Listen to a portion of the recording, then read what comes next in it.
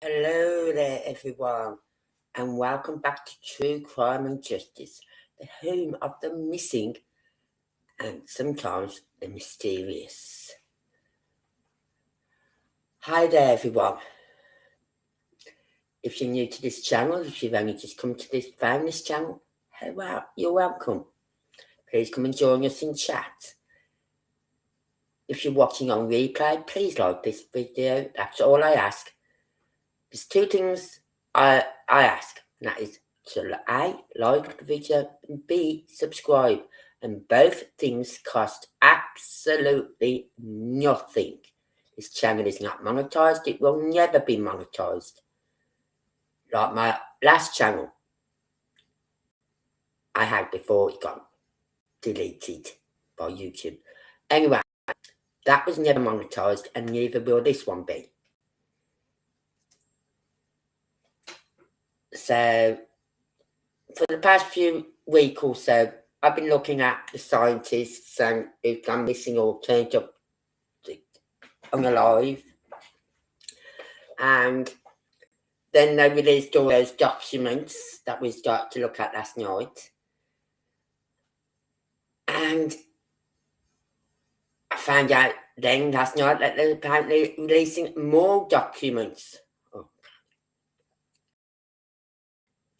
I haven't even got through half of it. So,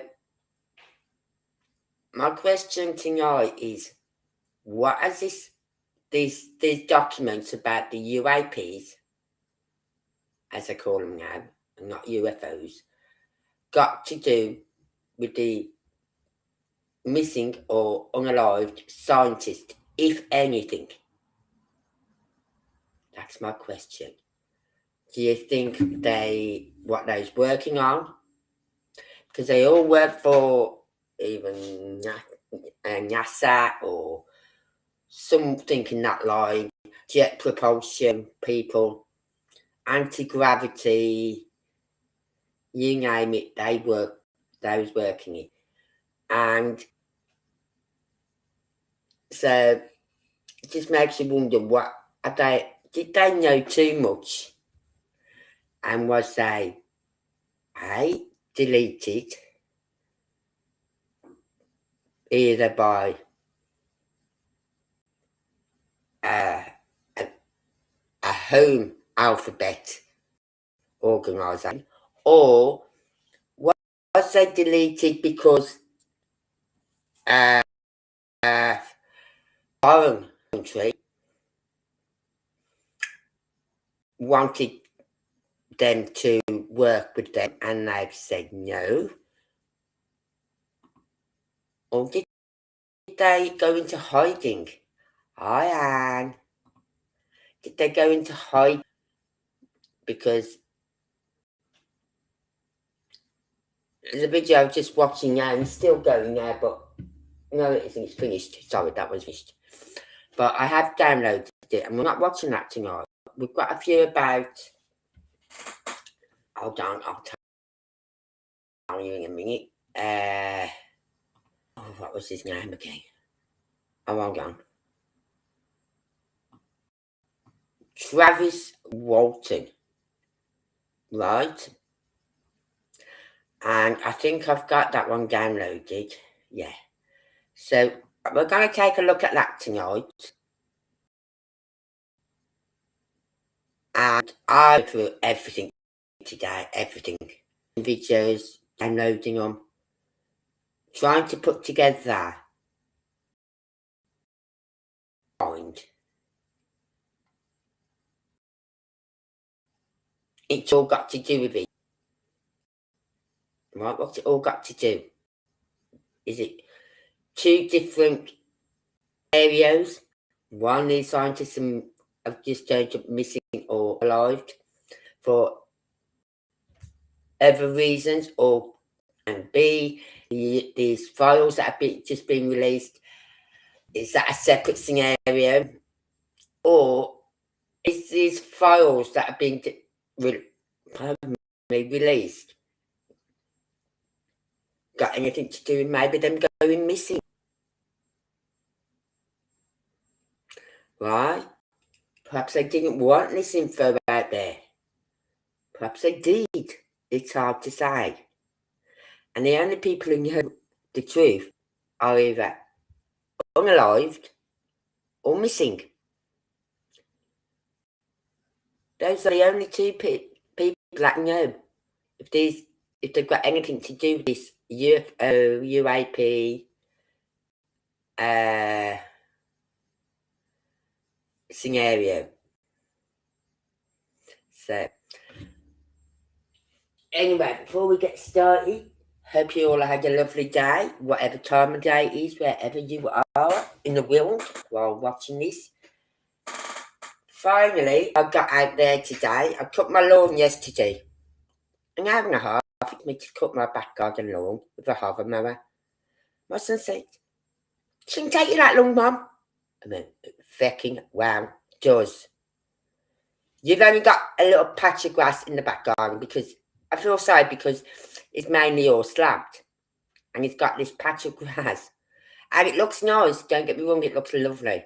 But I feel sorry for the kids. But then again, at least if it's been wet and raining, they can still play outside because they're not going to get all muddy and dirty because it's mainly all slabbed. And I said, "You've only got a small front garden." "I've got a big front garden, which I still haven't mowed yet." I was thinking about doing it earlier. We had some nice weather. Then I couldn't be bothered. I was so tired because I've been up since what time this morning? Some stupid hour. Right. I've been awake from some silly hour and then I go up at some stupid hour. So I was really tired. So I just like shut my eyes for an hour or so. It doesn't help when you do that, really doesn't. Because you wake up still groggy. Anyway, I managed to get out and put the canes in that my son brought me for my sweet peas. And then I got this meshing. What is it? Oh, what do they call it now? But it's like metal meshing. And I wrapped this around the canes. And I've been twiddling all the sweet peas up through them. He brought me 2 more trailing plants yesterday. So I put them in with my other plant. And my one plant, I feel so bad. When I see my daughter's plant, it's lovely. Yeah, she's got the same plant as me. You look at my plant and it's like, come on, are you going to grow for me? I know the cats had a go at you, but the cats aren't here now. They can't get you. Just fucking grow. Right? And then my granddaughter came over as well this afternoon. And my son came over and done the strimming all around my edge of my gardens, all along this one little edge board, I think, along the side of my house. And just tidied all my garden up from around the edges. Yeah, it's horrible. Unless I have a good 3-4 hours sleep, right, in the day, and say I went and had a lie down about 2 o'clock and woke about 5, 6, then fine, I'm okay. But when I'm only lying on the sofa and I'm only grabbing 45 minutes, no good. So apparently their guinea pigs love dandelions. I went bring them over mine. Let them run free around my garden. I've got loads of dandelions. So my granddaughter came over with her dad and her mum, and she picked up a bowl. I got one of them plastic like mixing bowls, filled it with dandelions. Don't give them all at once because it's not good for them. Right? So they've took them. I said, you can get some more next week. They're banking more grown by then. So my front garden's looking a little bit better because there's not so many dandelions no more. But I've still got to go and cut it. So if it's nice enough tomorrow, I might cut my front lawn. But I want to finish working on my slabs at the back. I want to get the back garden finished You know what I mean? All the slabs cleaned up and swept, and so then I can go out there and sit out there and think, you know what, this garden's nice now, I can sit out here. At the moment, I don't want to sit out there because it's full of weeds on my path. It's full of weeds. And I know I've got to get them all up, and I've been doing a little bit each day. I did some yesterday, did quite a bit yesterday. My son done some today, and my granddaughter's trying to do some. Trying her best. Right? Then I did some, but I still haven't swept them up. They're just in a pile. I said, do not push them towards the wall. He said, I'm not. I said, don't push them towards the wall. Because then the seeds and whatever get down in the cracks again. I've got more freaking weeds growing there. But apparently there's a plant growing in my back garden. And I might take a photograph of it tomorrow. And find out what plant it is. If it is a nice plant, then I'll keep it there. If it's not, the weed killer's going on it. And then my son said to me today, he said, who used weed killer on your front garden, Mum? I went, no one. Then I looked out the window and I seen where the weed killer was. I went, oh, well, he'd go killing the dandelions off on the area which I wanted to go for anyway. He said, yeah, but it's caught quite a little bit of your grass, Mum. I went, oh dear, it'll grow back. You know what I mean? But you can actually see where the weed killers worked on my garden. So, anyway, so we're going to look into that. Watch some videos tonight. Because I've been going through them documents. And it's literally the same all the way through. Some of the better documents are near the end. In the, like, file 16 and things like that. And file 15. I think, like, from 10 to 16, them are the better files. Because that's where you're getting up into the 70s and whatever, 80s, and even 2023. I was going to say 1923 then, no, 2023. So we will go back and look at those documents, but just not tonight. I just feel I need to have a break from looking at documents. So, I don't know, I'll put it up on here. I should be able to get.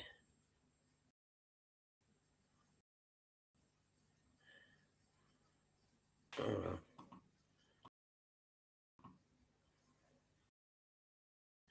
I've got to find my. I've got to go into my.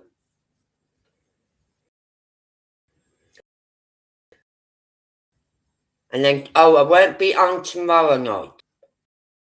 I'm saying that now.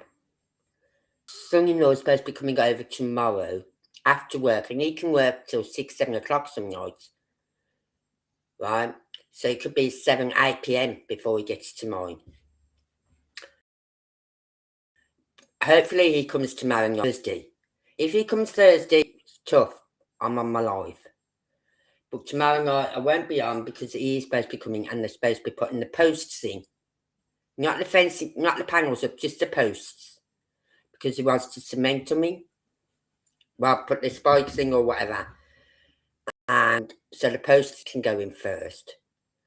And then when he's got the post in, he'll sort the panels out. Now my neighbour was really good. He gave me a stack of panels, fence panels yesterday. Not yesterday, the day before.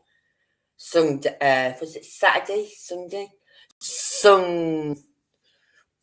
Was it Sunday?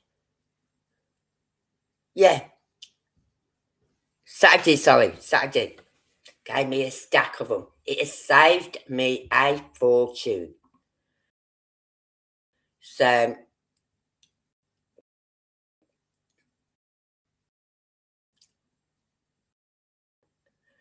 he's got to do that because I'm having their dog for a few days, you see, in August. So that I can let the dog in the morning, and he can go and do his bit after him and clean it up.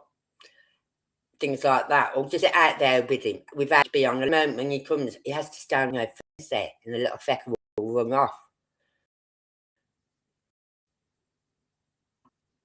Oh, well, I'll get my downloads.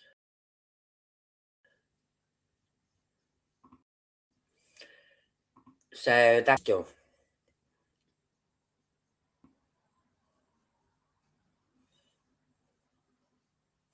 Thank you, Anne.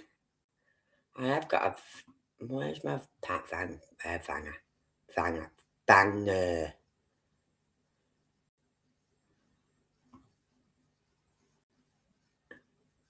Yeah, I've got this one.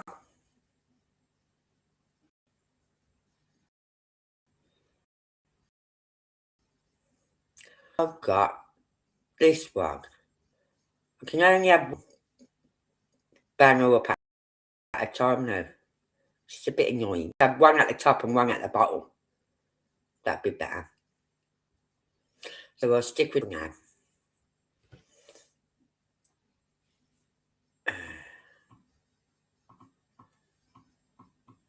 Oh, fuck off.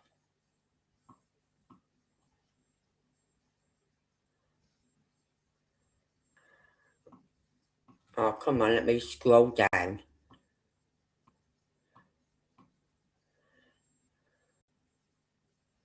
Well, it's been raining. It was raining this morning because I saw my son's mother-in-law going to work at about 6:15. I to my son all weeks ago because she didn't leave his house till like 4:30 one day. And I know why, because he was having a barbecue. Plus, he's probably hoping to get a lift up to work. Anyway, I said she left it late leaving today. He said, no, he said she can walk up there in 20 minutes. I said, so why did she leave at 15:15 when she's been at mine? You know what I mean? So I seen her about 6:15. I was just standing in my kitchen having my coffee. That's what I mean. I was up at silly hour, having my coffee, just watching the wheel go, and I seen her walk past with her umbrella. And I thought, that umbrella is not going to last you forever, girl. You was born in Scotland, and you have not realised yet. Umbrellas and Scotland do not go together. They don't. I brought a really, really good one. And it was brilliant for the winter nights because when it was raining, if you had your umbrella up, the car lights would reflect off this little, like underneath your umbrella, the inside of the umbrella. There's like this reflection, and you couldn't see it. I don't know where it was, but it would reflect the light off. The car's lights would reflect off it. So, yeah, we had some rain this morning, and then my son said, I don't know if I'll do the streaming today because of the weather. So I went over and I said, I've only come over for the clippers to cut the wire. Right? So that's when they all come over then to do the streaming. And he helped me put my wire up and all my cane sticks up. And did I tell you last night, my sunflowers are the bushy, small bushy sunflowers. Didn't realise that. But I thought, well, I've never had them ones before, so that's fine. At least I haven't got to get canes.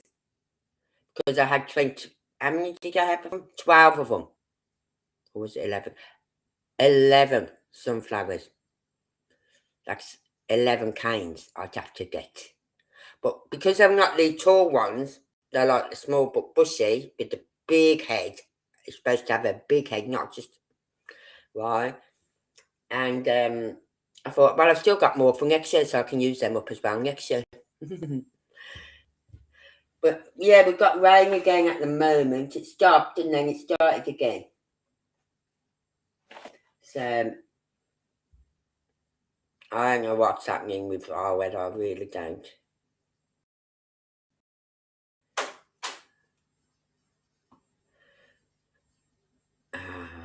Do that download.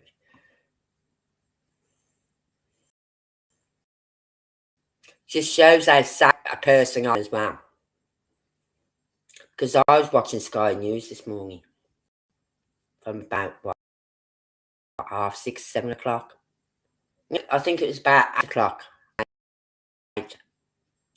Between hours. And the interviewers, the news reporters and everything outside number 10. I was all hoping that he'd come out with his statement saying he's stepping down. Not happened. Right, where is it? Where's that video I was at?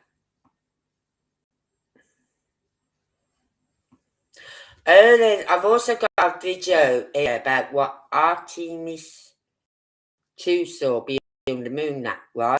Now, there is something in the files I read today about, I'm sure it's that one. So, we can look at that video another day, as well as what it says in the documents.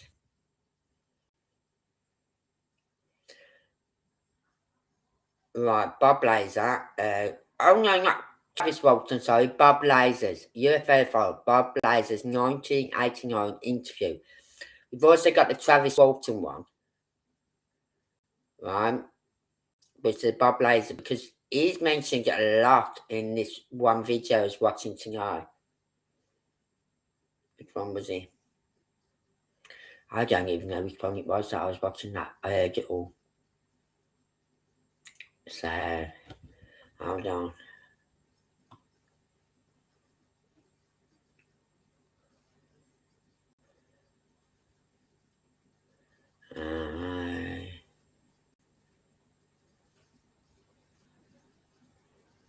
I've got videos here about the Roswell crash, UFO cover-ups and other stuff.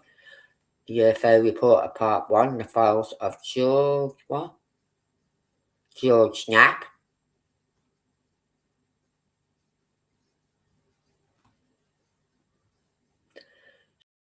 So, anyway, we're going to watch the one. Well, actually, we could probably fit the two ones in. The Bob Lasers one and the Travis Walton one in. Because this one's only 28 minutes, the other one's only 30 minutes.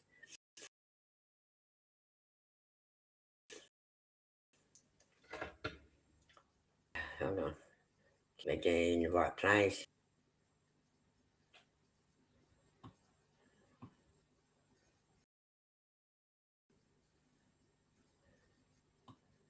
I might just start from the beginning because otherwise it's just stupid.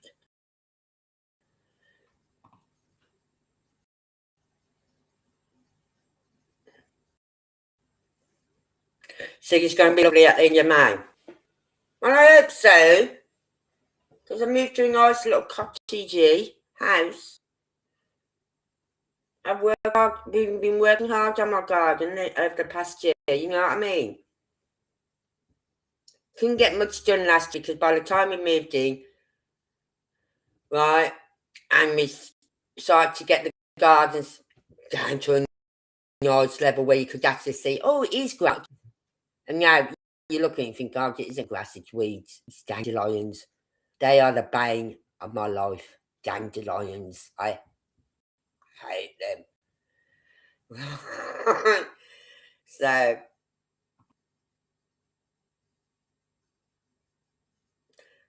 I want to be able, like, I was going to get my table and chair this month, but I don't know. Because as I said, I want to get my the slabs and everything done first. And by the time I finish one area, they've all come back in the area again. You know what I mean? It's like that fourth bridge. By the time you get to one side of the bridge, you've got to start it again. So,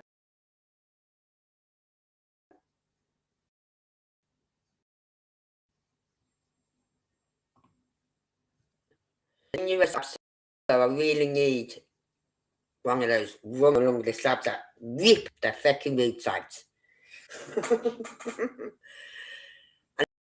And then my son, like when I saw an hour and a half to do my lawn, I said, yes, because I'm going to go over it. I said, and that hire is not given cutting the dandelions down, there's just flattening. It literally goes over them and flattens them. Not even taking the heads off half of them. Not even the little daisies. The daisies are sitting there in the garden going, we're not bothered. It's not going to hurt us. It's just going to skim over us.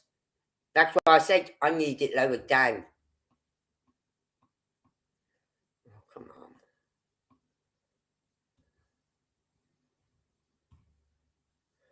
Why ain't this working for me? Oh, get off my screen. Why is it off? About Restream is I can't, if I miss chat messages in chat, it's very hard to scroll back messages. It's fuck off. Now I've got to right click it so I can close it because it's a pain in the end. Oh, come on. Put me in a little cross there so I can click on it and fuck you up.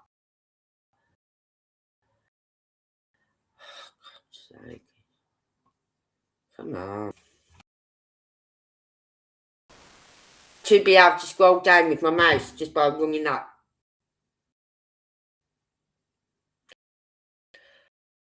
And that ain't going to close down for some reason. It's a stupid fucking app. I've clicked on something and it's on the side of my laptop. So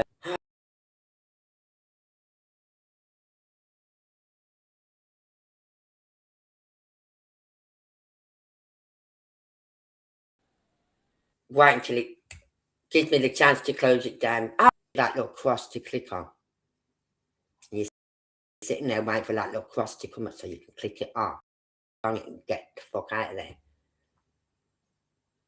So anyway, we're going to watch this. I knew,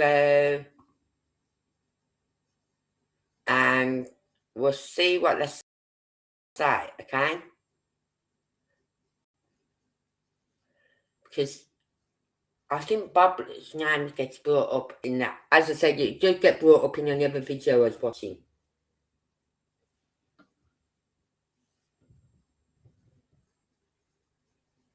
Right, so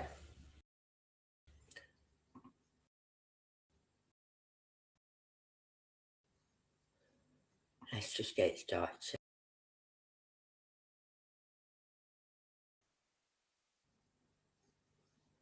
George Knapp looks back at that night, started a whole new conversation. Impossible. Distance and Right, coming up on my. Let's just alter this again.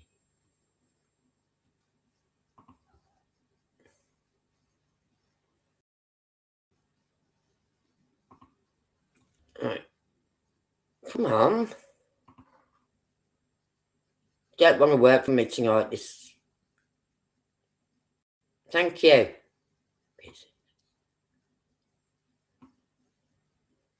Right, let's move it up there in that corner. Up you go. Thank you. No, actually, I'll move over here.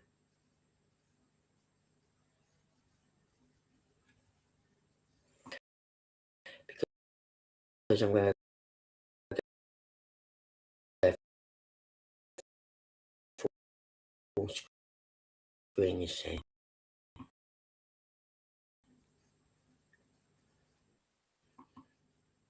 It's gone full screen. Mine, we won't go full screen. Thank you. Fuck's sake. Oh, God, I missed a message, so I'm going to have that. I'm good. I was just saying, my son came over and he skimmed all my back garden around the edges and everything. And tidied all the edges up for me, which is a godsend. I've managed to put some wire meshing around my canes for my sweet peas. And I said, why do they call them sweet peas? That's another question. Because if you don't get peas off them, you get a nice little flour, which you can use in salads and things like that. But why do they call them sweet peas. Why not sweet flower? Or sweet petals? Why sweet peas?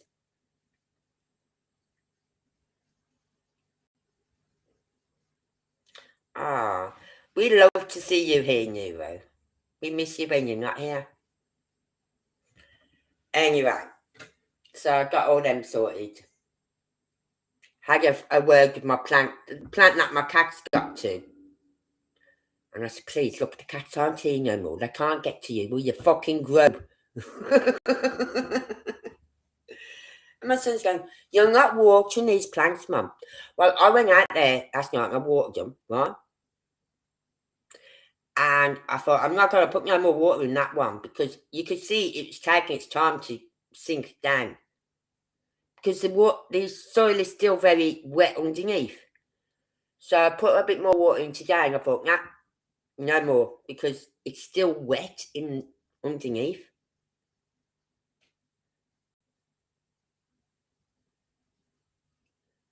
So, yeah, he's a good lad.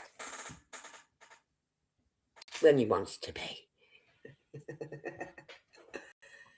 But you know, it's like when I'm playing about with my granddaughter, right, and we're in the kitchen, and she's play fighting with me, like fisty for play fighting. And she goes, Dad, help me. And he looks at her and goes, am I nuts? Do you think I'm crazy?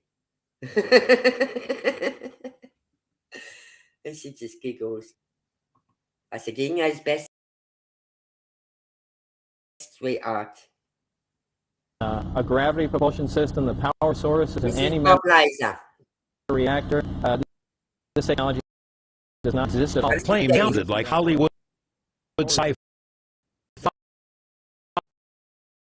Months later, when his identity was revealed at a facility near Groom Lake, where alien technology reverse engineered, that is, taken apart to figure out how it worked and whether one could duplicate. And did you know that when they went to check it out, right, where he worked and all that lot, his name is down there as working, as being there, right? But the institution or whatever said, no, he never worked here.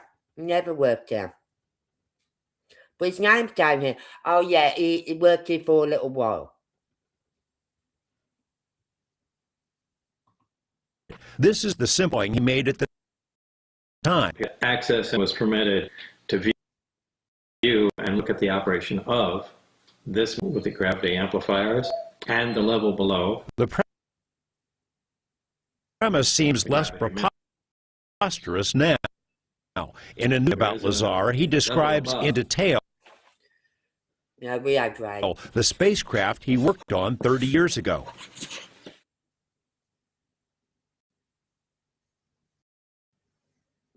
I don't want it to rain. The craft The that I worked dandelions on, like that when rain. I hate it's going to try dandelions.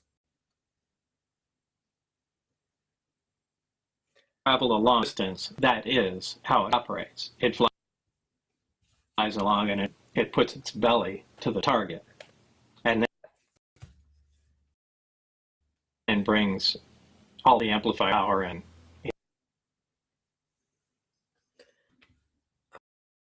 I think this is because of my on full screen, yeah.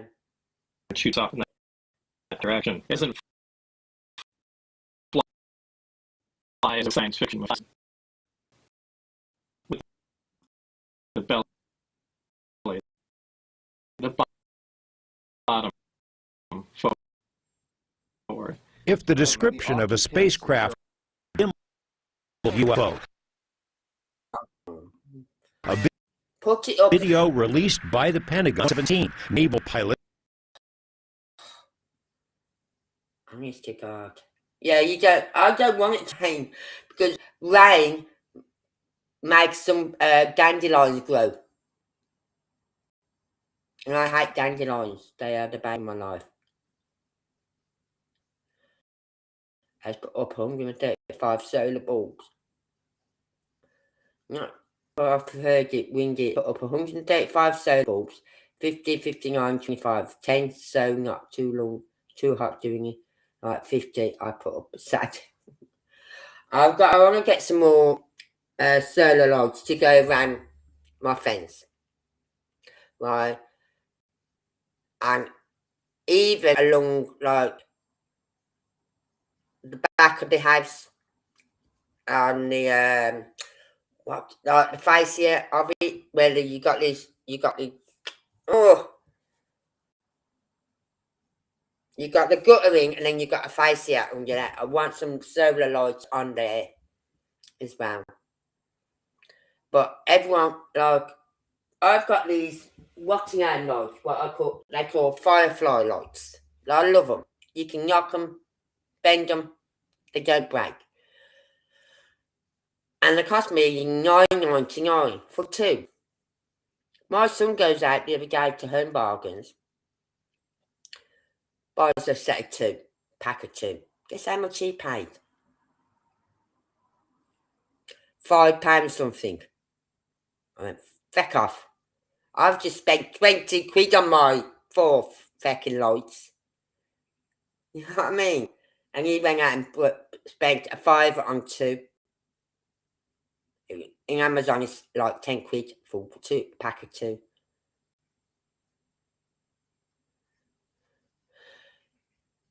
I'll tell you something, I'm so hot when I go to bed, it's unbelievable. And I can't have my window open because of my fucking cats. Plus, being in a cottage, I don't like the fact of a window being open in case anyone can climb in. Right? So, I'm going to take my little fan in with me tonight. And I might put a hook in the wall. No, I won't do it tonight. I'll just put it by the side of my bed tonight and have it on. But tomorrow I'm going to put a hook in the wall. So then I can hang it up on the wall above me. Right, so it keeps me cool. Cooking.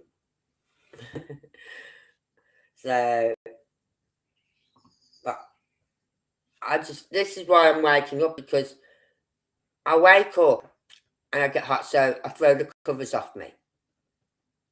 I must admit, right, you won't believe it when I tell you, when I go to bed, I've got this fleecy cover on my bed, right? So I'm not getting onto a cold seat no more, because I hated that coldness. I used to love it, but I found that was setting my legs off from cramping. So I've got this fleecy thing on. Then, because my son and daughter-in-law brought me a Highland Cow duvet cover set, right? It's cotton. Oh, no. I don't know if it's cotton. I think it's cotton. But it's cold on my skin. So I've got another fleecy blanket over me. So I've got one underneath me, one over me, my duvet cover, and then my bedthrow. And I cannot sleep at night without my bedthrow being over me. I have to have that on me as well. I can't sleep otherwise. I really can't. And so I think that's probably why I get too hot. So I kick the blankets off me, then I go cold. So I just pull the fleecy blanket over me. But then I get cold again, so I'm pulling the duvet over me. And then I can't sleep because I haven't got my big blanket over me, so I'm pulling that over me. And then I'm getting too hot again. I'm thinking, this is a nightmare. Fuck's sake, just let me get some sleep. So that is me.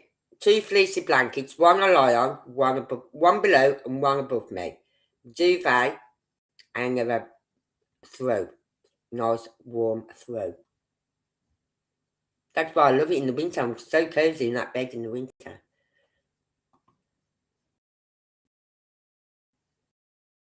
A fleet of the unknown craft coast of Florida in 2015 and have since had dozens of similar encounters. The spike in UFO prompted a recent policy change by the Navy. Is on with Restream. Put my video up. Thank you.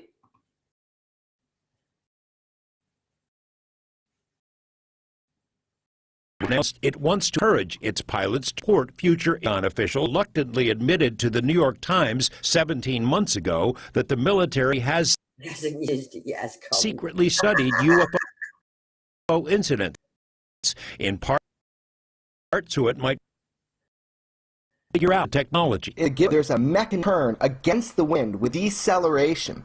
So we have a craft without rotors, without heat signatures, without plume, without tail fins, and certainly no tail number, moving in that is counterintuitive to our own aeronautics. When Bob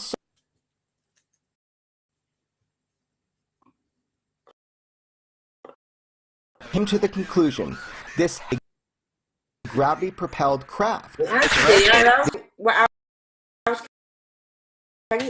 mimic exactly the propulsion system. It's extraordinary. Jeremy Corbell directed the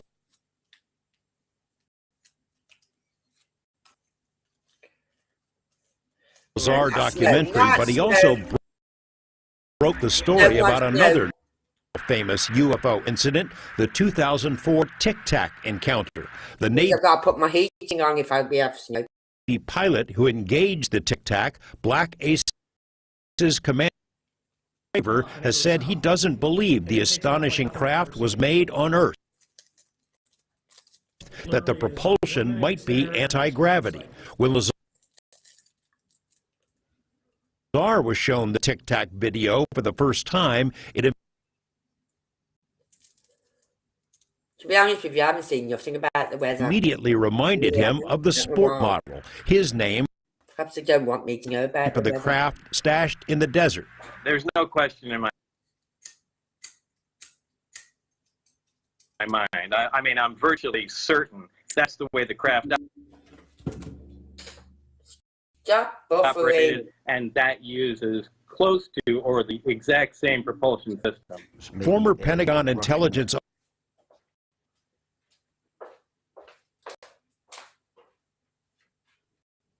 officer Lou Elizondo was in charge of ATIP, the secret Pentagon study. He told us one goal of the project was to determine the physics of UFOs, how they can achieve the seemingly impossible. The military came to believe Like, why the buffering tonight? the craft relied on special metamaterials, stuff that can't be made with known It can't be anything technology. else, can it? It's Lazar not made and if similar there's no claims news decades for me, ago and was ridiculed. Now no propellers or anything like it's got to be. the Pentagon is on the same page. Where the study of UFOs did not end in 1969 with Project Blue Book. In fact, that was a lie, and it is now an admitted lie by our own Pentagon. We are living in a world where it is understood that there are craft, technically advanced, from unknown origin that are performing maneuvers that far exceed anything. You know what the buffering is about tonight. Sorry about this. Of human technology. This has been going on a long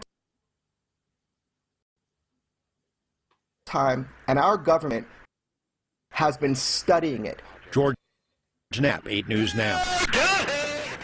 As always, we have posted additional links and resources connected to this story on our website,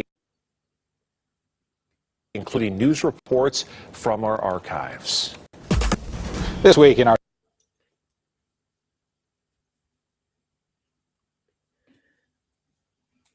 series of reports on UFOs, we learned a number of things: that not everybody who sees a UFO is crazy, that our government has lied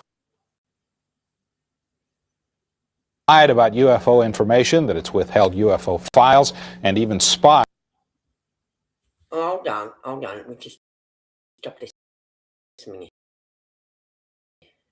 on UFO witnesses. Right? Now you just mentioned a red flashing orb on another channel. there's a document I was reading today in them files from what the astronauts saw when they was going around or whatever, right? They said they saw a red flash, like flashing, like something flashing, like lights flashing. And when they looked, it like a red light.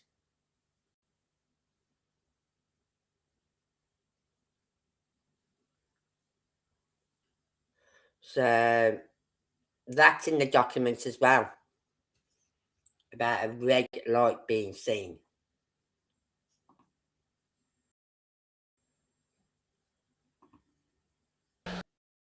We've also heard from science elsewhere in the universe is virtually a certainty. Tonight, of his report, George Knapp introduces us to a local man with an amazing and disturbing story. George. Gary and Mary Ruth. I swear to God, I'm going to lose now because So we've been working on this story for a long time, and we'll tell you right up front that it's going to be hard to swallow at first. This week, we've heard the contention of UFO researchers that there's a secret government within our government. While that may be hard from the UFO perspective, we've certainly learned in Watergate and the Iran-Contra scandal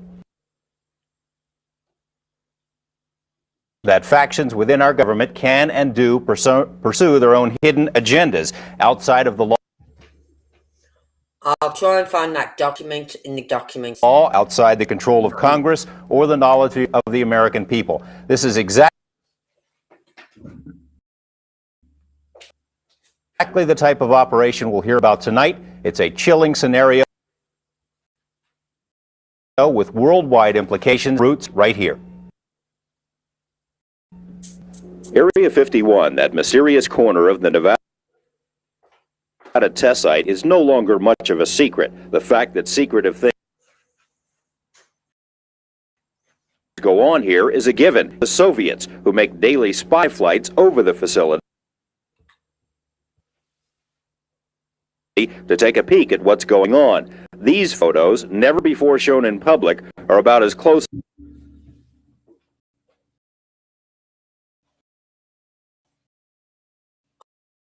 Oh, I've just found a video. as anyone ever come to see with the place buildings, a 3-mile-long runway, and some highly sophisticated teams over the years. Dreamland, the ranch, the Skunk Works. If ever there was a secret new technology, this here for. I'd say some of these news clips are going back to the 70s, 80s maybe.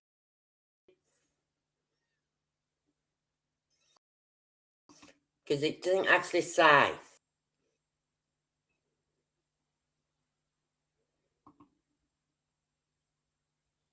Right, let's hold on.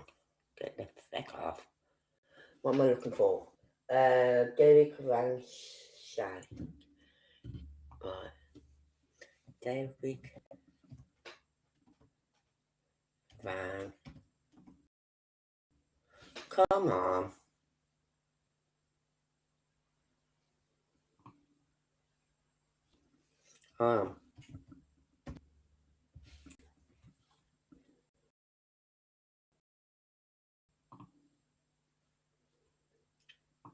Continue playing this.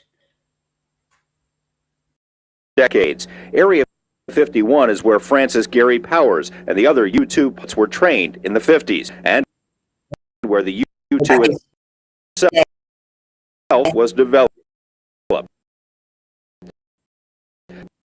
The SR on spotted Soviet missiles in Cuba in the early 60s. Were also developed at 51. 50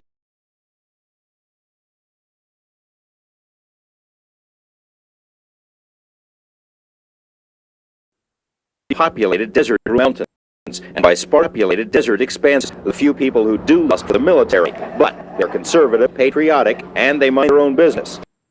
You ever see stuff You can't explain? Sure.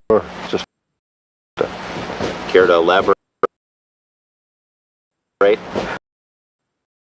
no. Given night at the Rachel Bar and Grill, you might find 3 or 4 people wearing Budweisers and cowboy hats. You might find them, but they aren't going to talk to you, not about the things they've seen over the mountains. A steady trickle of curiosity seekers flows through here, strangers drawn by strange stories of light in the sky. Their questions also unanswered.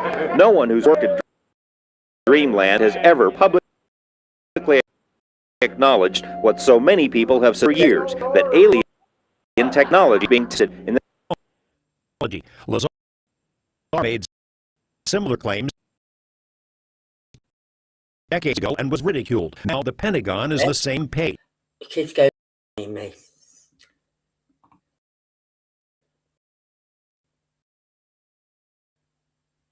Study of UFOs did not deny lie, and it is now an admitted lie by our own Pentagon. We are living in a world where it is understood that there are craft technologically advanced But from I'll tell you something as well. Some of the unknown origin that are as you can performing see, maneuvers that the far end, exceed A anything lot human of that is technology. revolution. This has been going on a long time, and our government has been studying it.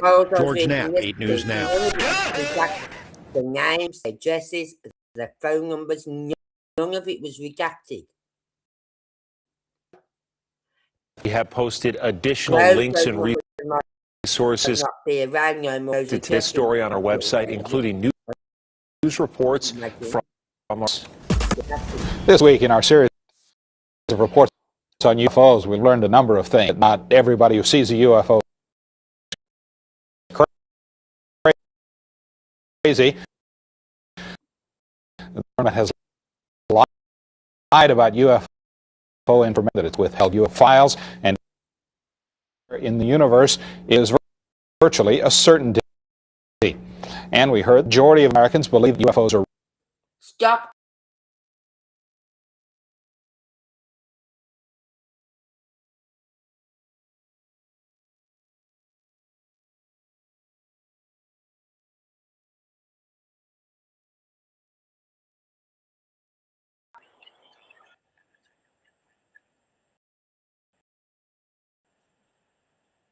I'll watch it. I'm sorry.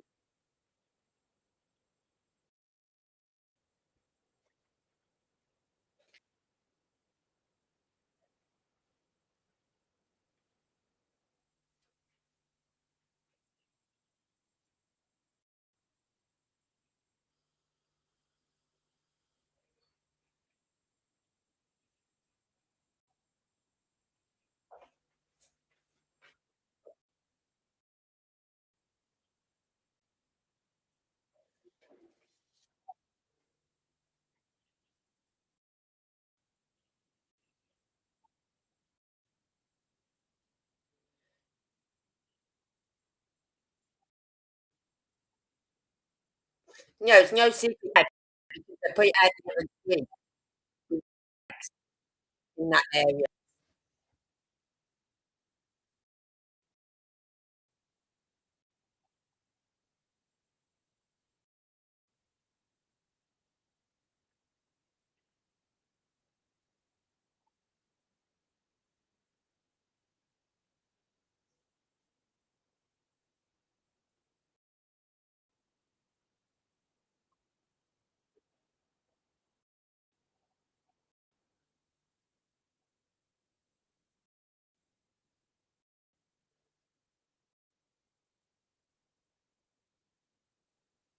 Okay.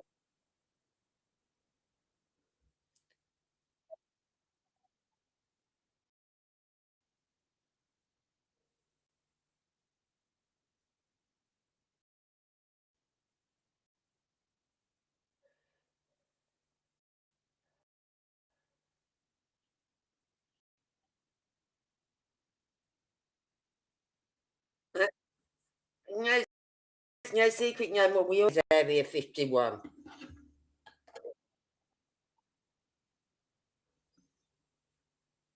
Can't go up to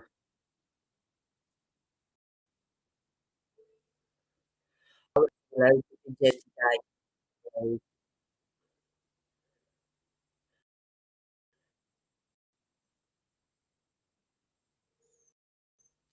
I'm sorry about you.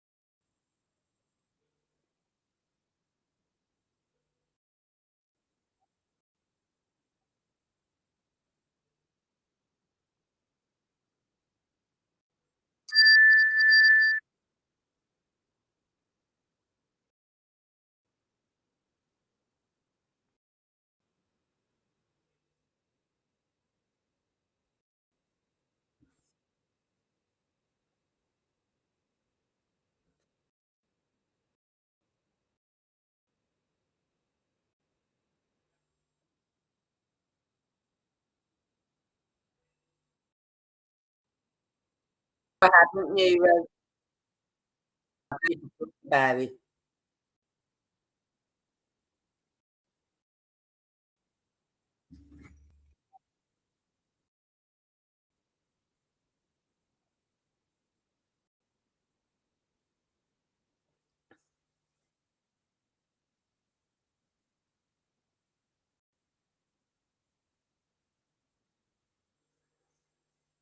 Outside this is in the 70s with clips.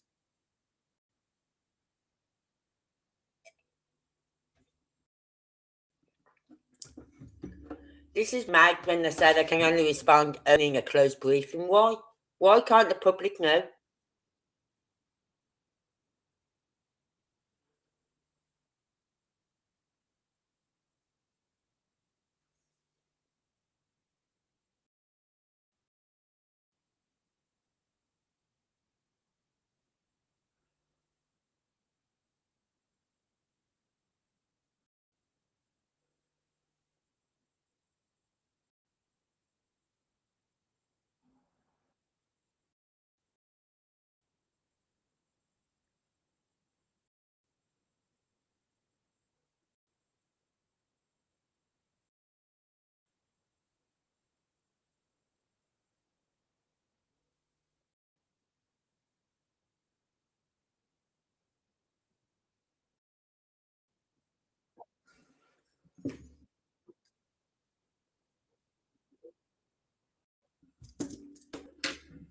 Just get my book out and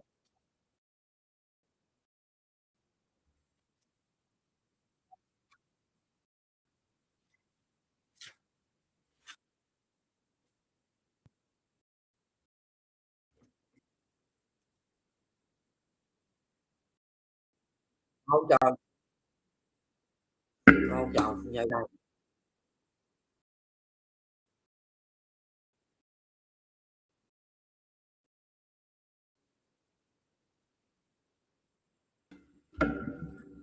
Hold on.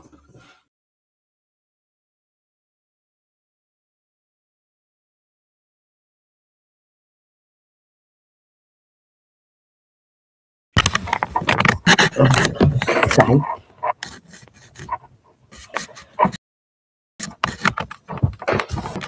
Come on, you stupid. Right, take that out there. Let's get the mouse to work.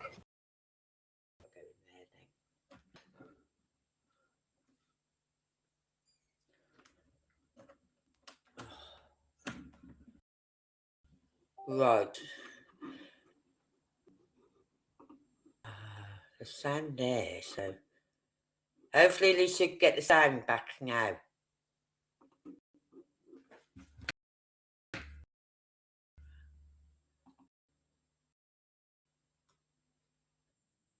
Sand.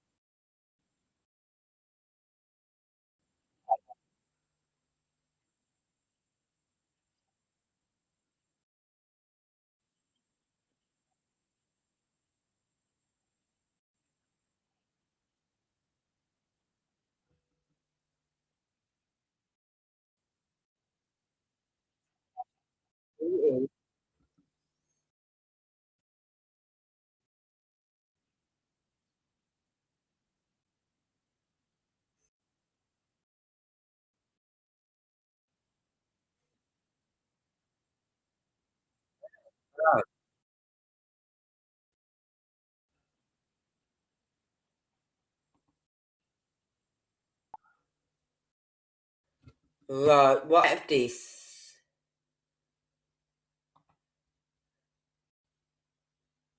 Right, okay, so I'm gone. I'll go out of this and then hopefully we'll get the sound. Can you hear me though?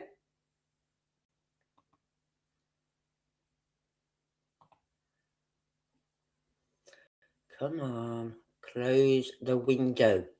Leave. Thank you. Can you hear me though? Because if not, I don't know what's going on because both my mics are working.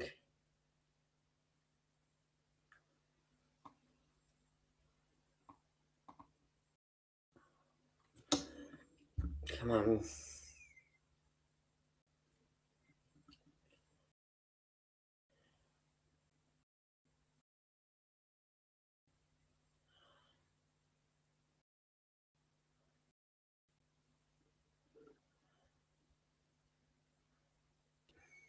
Actually.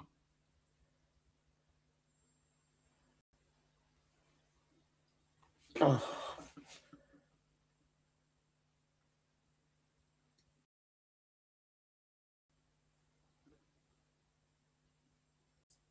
I'm going to say, yeah, because I'm coming up on here. Yeah, that's okay then.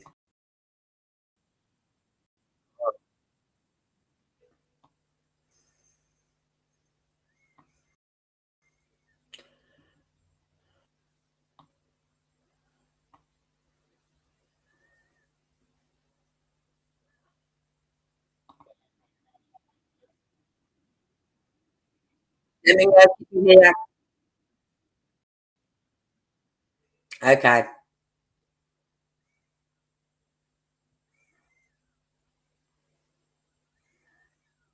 It's a control thing. That's why I don't want people, the public to know. It's a control thing.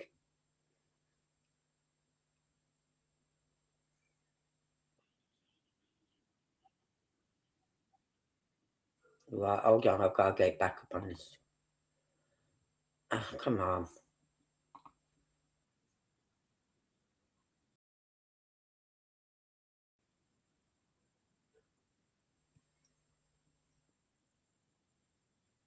Come on. Mechanism. It's a bizarre technology. There's no physical hookup between any of the systems in there. They use gravity as a wave, using waveguides. Almost like. What was that program again you said to watch? And if I scroll back up in the comments, I had trouble getting back down. So what was that program again, Neuro, you said to watch?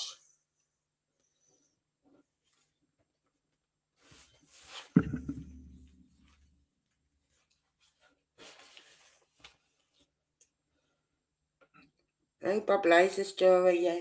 There's one.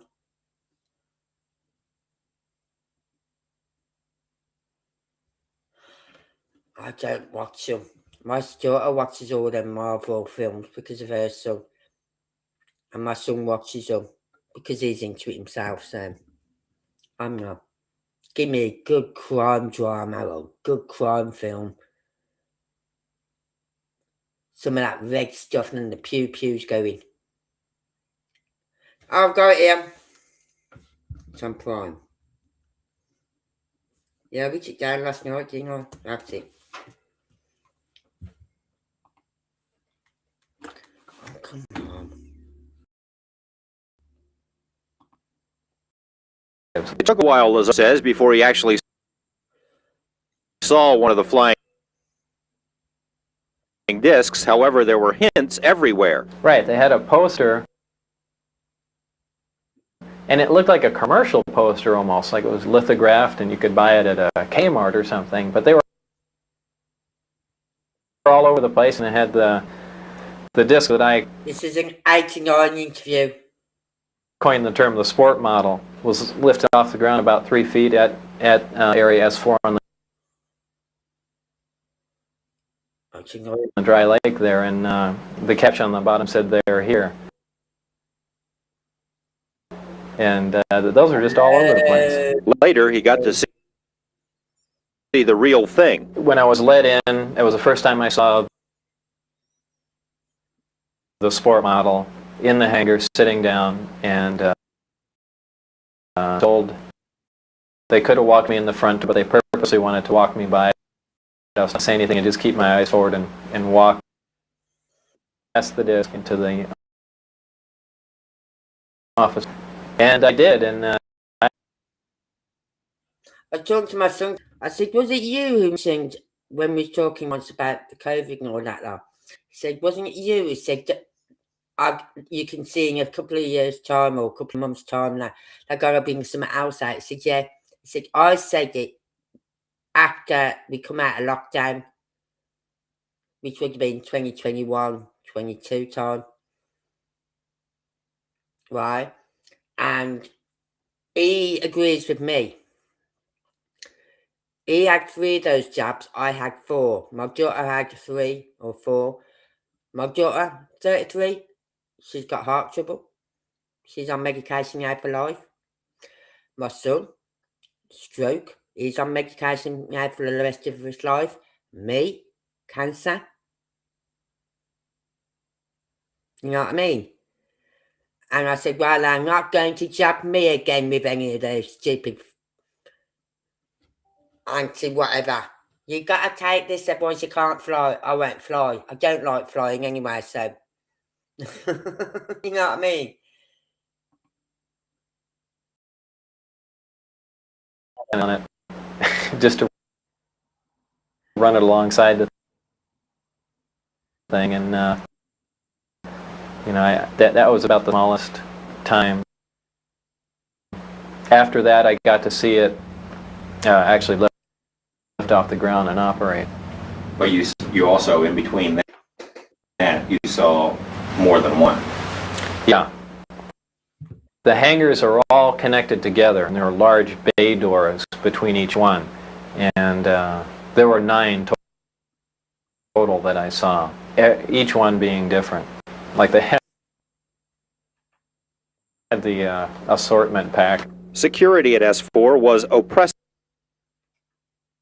Lazar says, and his superiors used fear and intimidation almost as a brainwashing tool. It did everything but physically hurt me. Put a gun to your head? Yeah.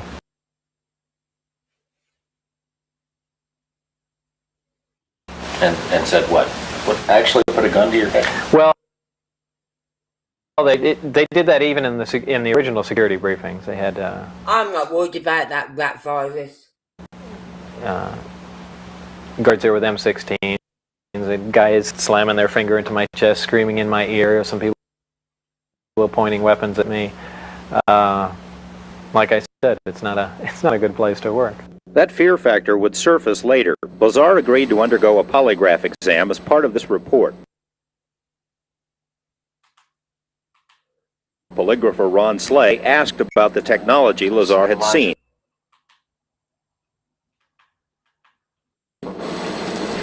Did you knowingly lie when you said you had actually seen anti-gravity?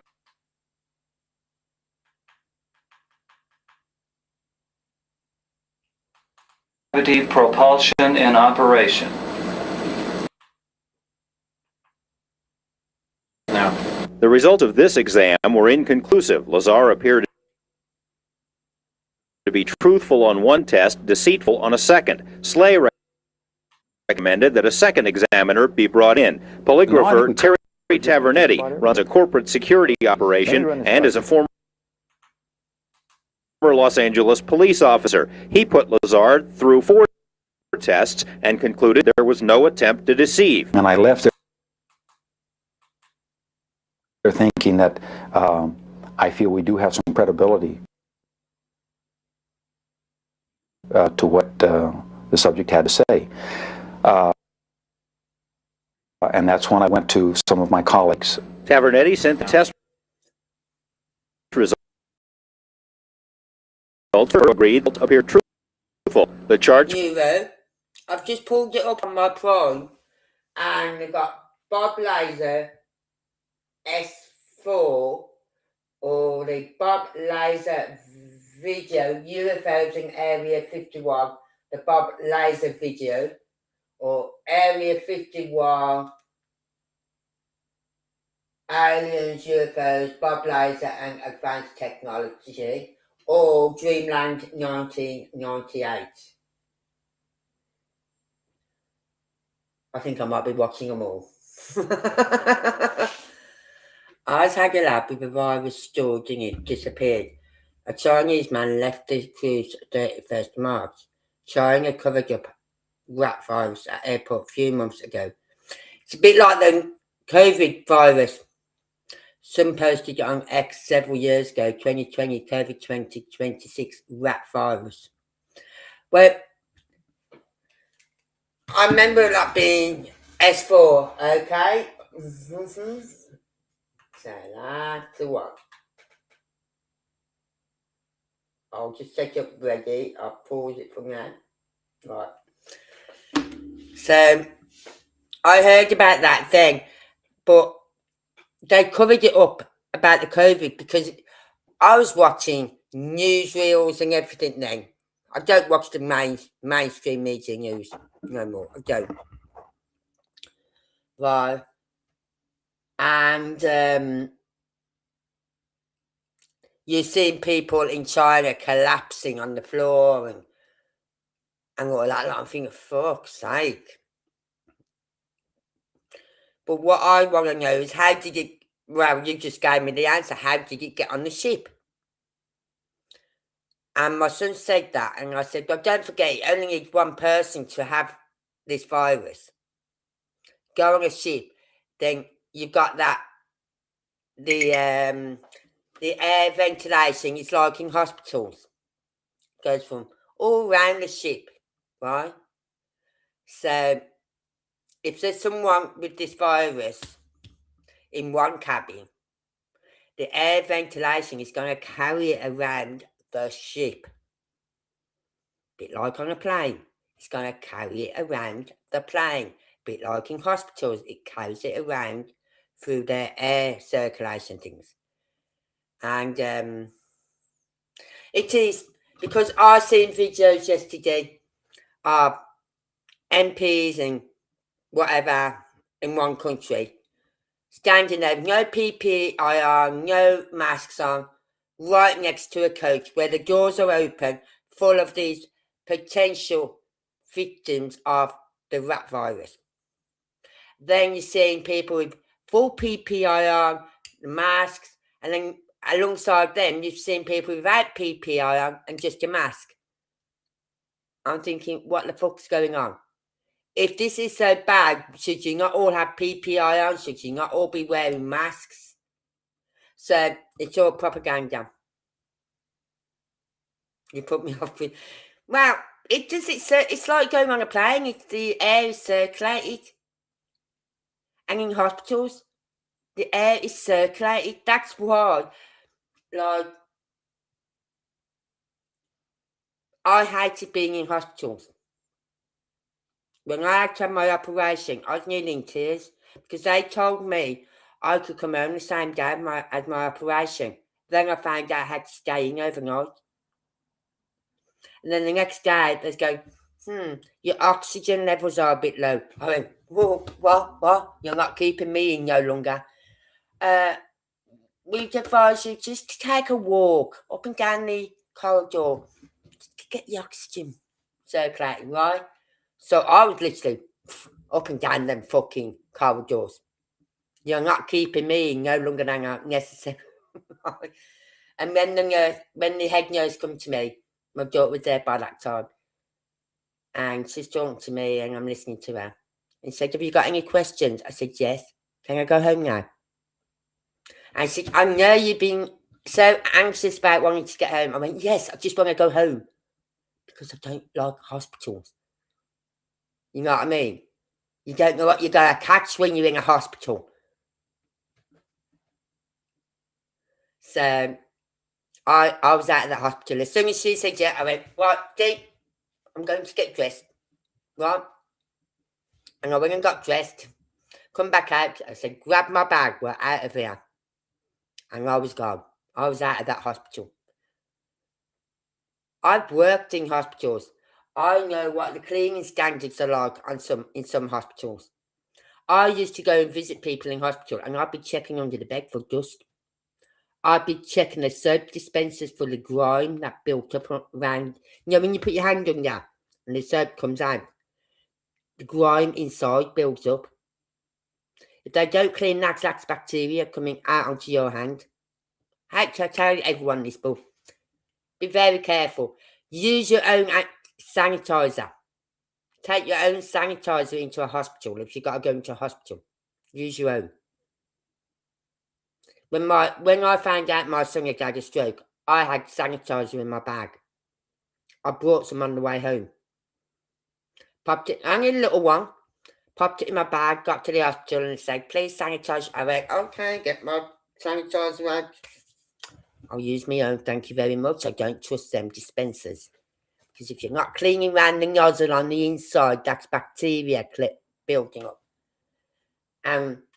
But I will go check the soap dispensers. I'll be looking under the bed for dust. Moving. I'll go, "Hold on, I'm just gonna, it's just behind this. You know them cupboards, those units you have by the side? It's just behind there." Honest. And I'd actually tell the staff, I say, "Can you get your cleaner in?" I said, "Because it's just behind that unit. It's not been pulled out, it's not been cleaned." When was the bed last pulled out and cleaned behind? Because there's dust all under that bed. And they'd look at me to say, "How the hell would you know that?" And I'd turn around and say, "I used to work in a hospital as a cleaner, so I know what I'm looking for." I said, "And those soap dispensers, get them to clean them as well because they're disgusting." Honest, you don't want to know about hospitals that I know. The cleaners, like, I would get I remember once I was going, "Well, where's Angela gone? Where's Angela gone?" And there's me on my hands and knees on the floor, wiping all the frame of this one bed down. Right? Now, I was in the side ward, which was known as the red ward. Highly contagious. Right? Quite contagious in there. Right? So you'd have to go in, fully masked up and all that lot. And I'd be on my hands and knees, wiping the bed frames down on every bed. This one guy had been in that ward for coming on 8 weeks. And I was cleaning his all round by his bed. And I said to him, "Do you ever get out your bed?" He said, "Yeah, I can get out my bed." I said, "Well, yeah." I said, "Could you do me a favour?" I said, "Tomorrow morning when I come in." I said, "Could you get out of bed and just sit on the chair there?" He said, "Yeah, why?" I said, "So I can pull the bed out and clean behind it." And his family said to me, he said, "You're the only one I have seen who's cleaned all under his bed, all round his bed, in his units, everywhere. Even the rails for the curtains, even there. I worked from there down, right, to the floor." Within 2 weeks, he made such a remarkable come back. I went, yeah, because his bed area was all clean. He's sleeping in grime. There's grime all around him. No one was thinking of that. So yeah, be careful when you're in hospitals, everyone. Try not to be in there longer. Any longer than you need to.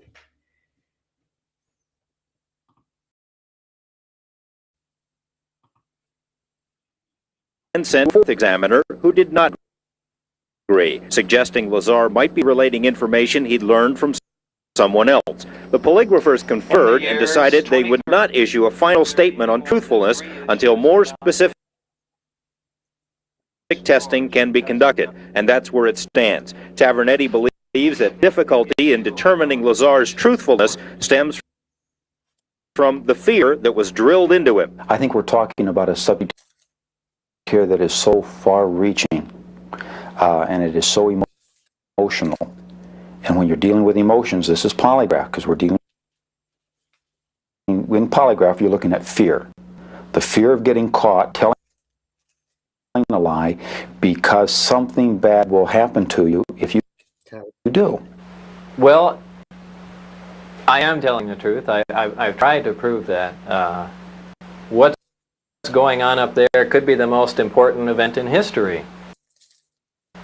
You're talking about contact, physical contact and proof from another system, another planet, another intelligence. That's got to be the biggest event in history, period. And it's real. And it's real, and it's there. And I had an extremely small part in it, but I'm convinced that what I saw is absolute. That there is no way we could have created those systems. You might have seen what he's seen, right? And then you've got to sit down and take a polygraph. Your head is telling you, I'm going to tell the truth, but they're going to think I'm crazy. Right? So that thought of being looked on as being crazy is going through your head. All the time that you're answering these questions and you're being tested. That thought, I'm telling the truth, but they're going to think I'm crazy. And that's why sometimes it will come up as a positive. He's telling the truth. Sometimes it will come up as a negative because that thought is in his head. They're going to think I'm crazy. I'm telling the truth, but they're going to think I'm crazy.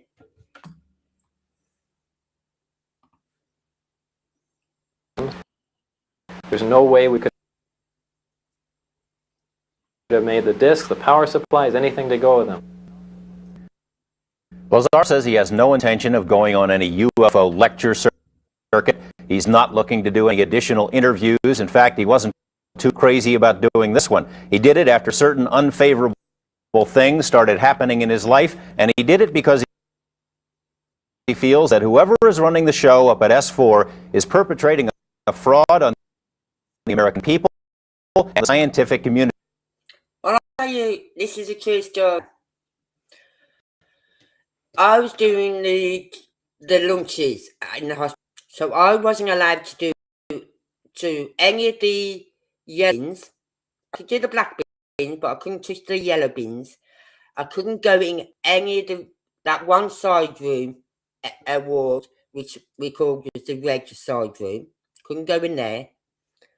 And there's a room where it had a patient in there with TB. Now you go in and you go into this one little room first. You get all ganged up, right? You go in then, you do what you got to do, and you come out. All your cleaning equipment is in that room. You do not bring any other cleaning equipment in. Nothing. Mops, nothing. Well, you can bring in the clean mop heads, and that's it. Right? I stood there serving lunch, right? And the nurse and staff would take the lunches then to each ward, each bag. As I'm doing it, I've seen this one young girl going in that room with the vacuum that is used on all the other bays. And then I seen her come out with it. So she was coming down towards me, and I collared her. I said, what was you doing with the vacuum in that room? She said, I was just cleaning it. I said, you're not supposed to take that vacuum in there. Now, I've got to take that apart, take it down to this wherever, and have that vacuum ripped apart. The filter's got to come out of it. The bags have got to come out of it. The brushes, everything's got to be clean. All new on there now. She said, what? I said, because that guy you just went into has TB. If I use that vacuum on any of these everybody's now, I could spread that round. No, it's not that. Yes. And I literally strapped it up, marked it up, red tape. Do not use. Needs to be, what's the name? Being used in a red zone. I was fuming. For fuck's sake. It even says, do not bring any equipment into this area. Right? So if there isn't a vacuum in that room when you go in, you don't use a vacuum in it. You use the mop, and you use it like a duster first on the floor to get all the dust up. Then you go over with a wet mop head, because we had these like stick-on mops that you could just rip off and then put in the wash and whatever. Brilliant. I love them mops. Right? So I said, if there's no vacuum in that room, you don't vacuum. Oh. I said, yeah. Oh. I said, well, don't worry. You'll be going back for your training again, won't you? Because I will not be having you back up on this ward. I will tell them I will not have you back up on this ward. I said, you can't say that. I said, yes, I fucking can. And at the end of the day, when I went to clock out, I went, oh, by the way, the young, because she finished at 2 o'clock, at 1 o'clock. That's where she was going. When I collared her, she was clocking off. I went finished at 2. And I said, oh, by the way, that young girl that was on the ward with me today, I said, don't put her back on the ward with me again. Why? I said, because she took a vacuum into a room, a side room, where the guy had TB. Oh. Yes. Oh. Do not put her on that ward again. In fact, can you put her through training again? Because she obviously didn't learn feck all the first time. I was really strict with everything. No, they don't listen and they don't read. So, it's like when my dad was in hospital, I was looking under the bed. Everything. To make sure it was clean under his bed. And if it wasn't, I was reporting it to the staff, the nursing staff. I'd go, you got any cleaners here still? Because I knew they all finished around about 2. And if they said yes, I said, well, can you ask one of them to come in and clean under his bed, please? If the soap dispenser, I don't know, soap dispenser up, if it is all minging inside, running also, I go, can you have a cleaner, open that dispenser up and clean all inside and put new soap in, please? They used to hate me going in these wards because I knew what I was looking for.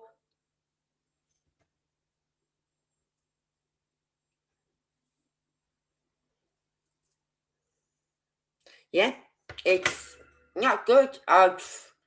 If you're ever in hospital visiting anyone, family member or anyone, and you see dust under the bed, at the back of that cupboard, open up the soap dispenser. It's so easy. You just click it at the bottom and it flops open. Should just flop open. Right? And check the nozzle. Because I tell you now, I bet you they're not cleaning around them nozzles of them soap dispensers. They just go in, put a new soap dispenser thing in, voila, done.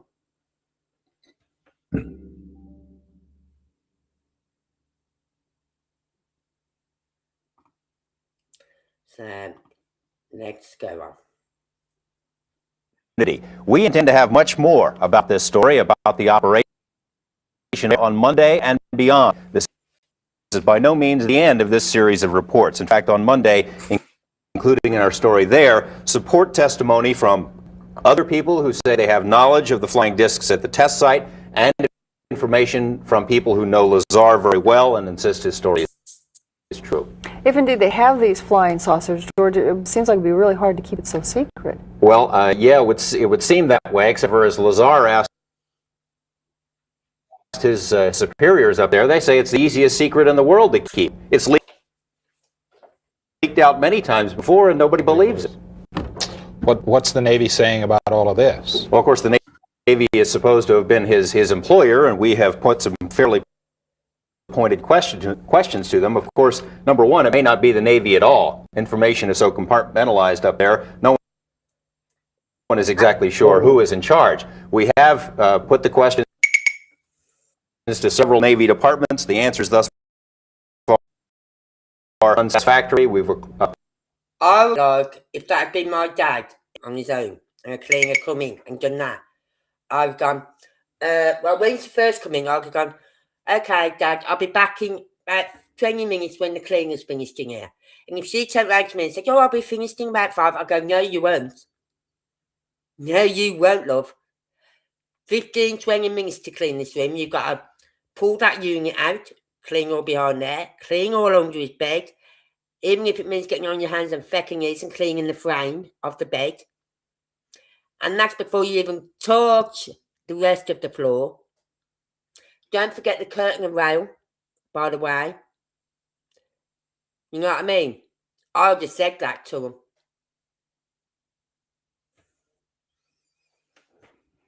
And if they said, you can't tell me what to do, I'll say, okay, let's speak to your superiors, shall we?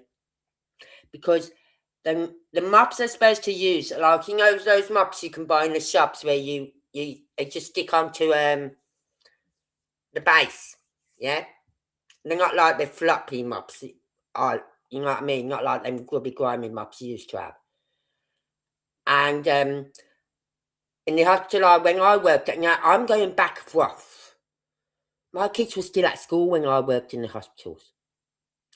So when you think about it, and you had all these clean cloths, and you think, how many bays have you got to do? 1, 2, 3, 4, 5.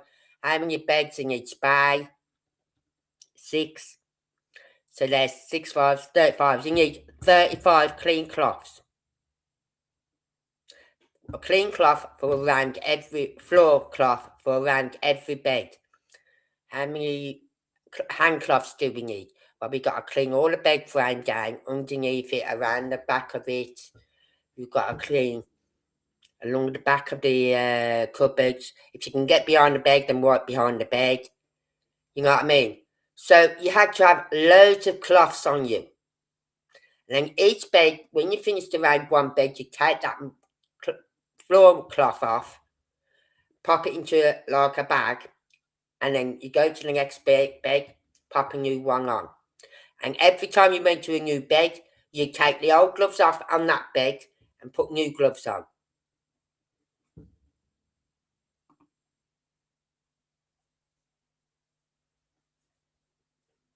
Good. Yeah, the water should never ever be dirty. Right? Because the system, I think the system they had was, like, you know, you can buy these mops now, and you put it in one section, and it squeezes all the dirty water off, yeah? Then you put it in the next section, which is clean water, to wet it again, yeah? It's a bit like that. You never put that cloth into dirty water and then back on the floor. Never. So remember that, everyone. If you've got people in hospitals, look around the beds. Under the beds, around the beds, the frame of the beds. Everywhere. Because I can assure you they won't do it properly. Because they don't think they think, oh, they won't know. They won't know that we have it cleaned under the bed or behind that unit. Well, you know now. Ask them. Tell them to clean it.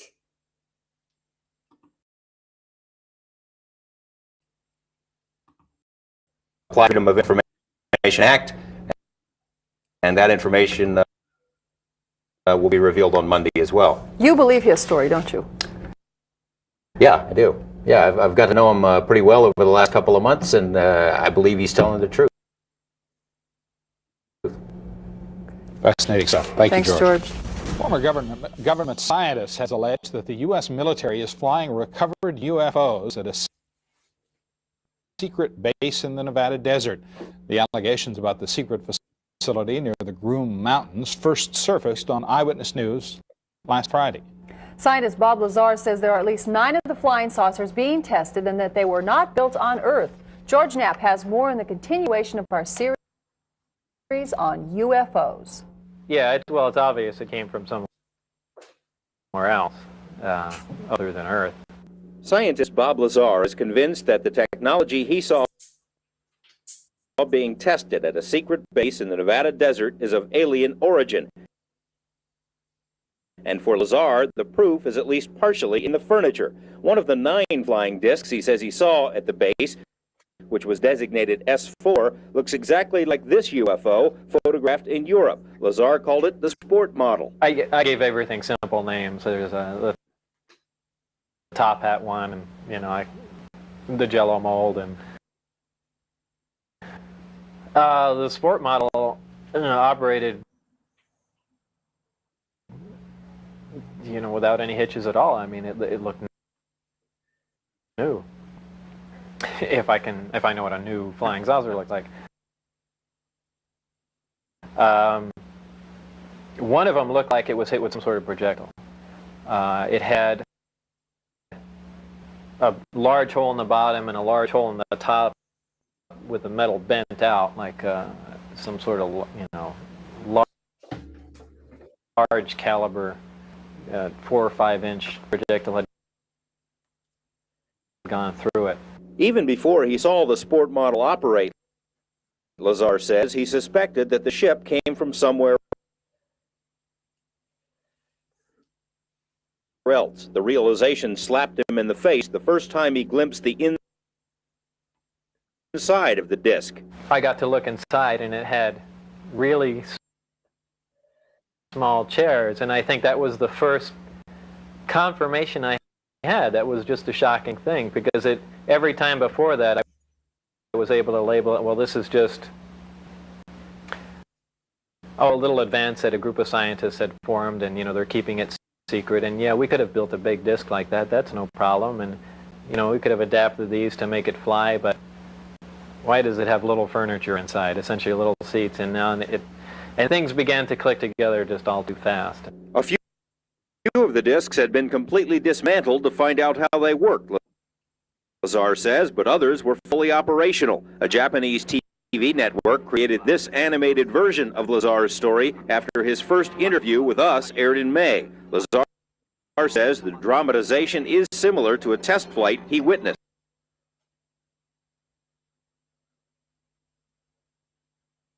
Sorry about this. Thank Moore is doing this for me.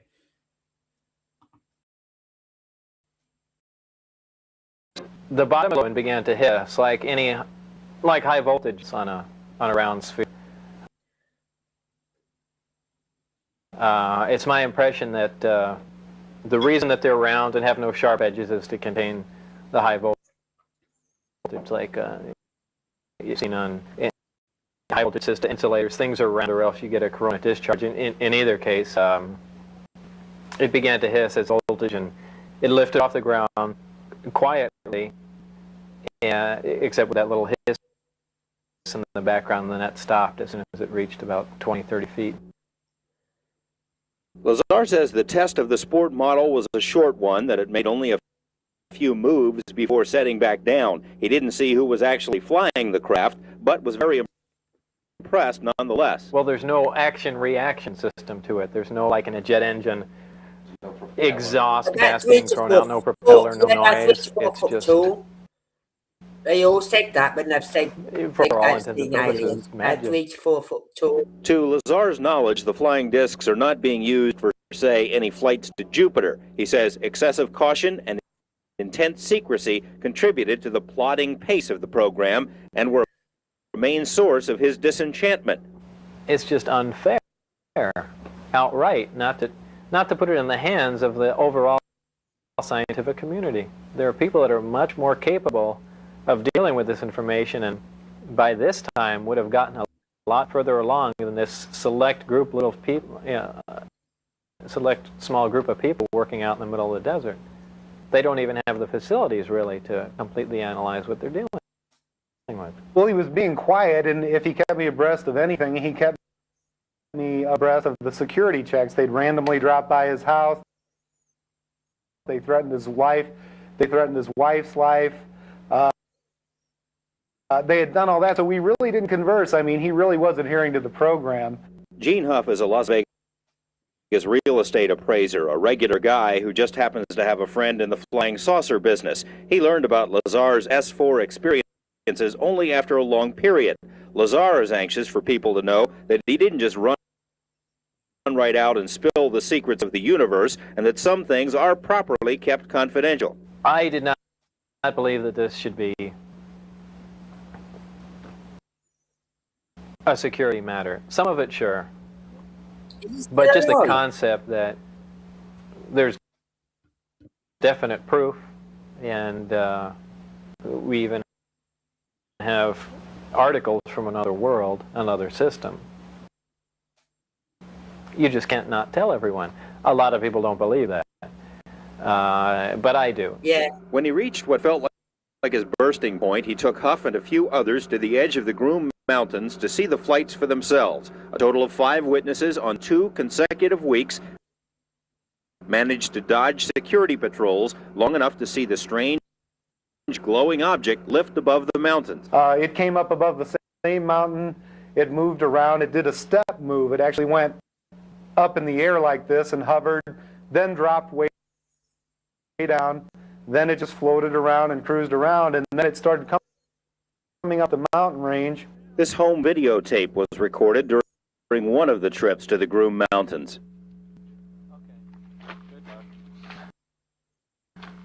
No, what? Did you see that move it did? No, I didn't. It went like it went whoom, whoom. Wow, look how bright it's getting. Look at it now.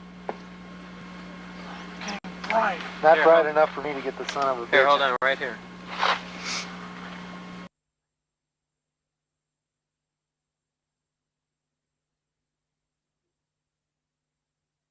Sorry. For some reason it's buffering tonight. Could be the weather.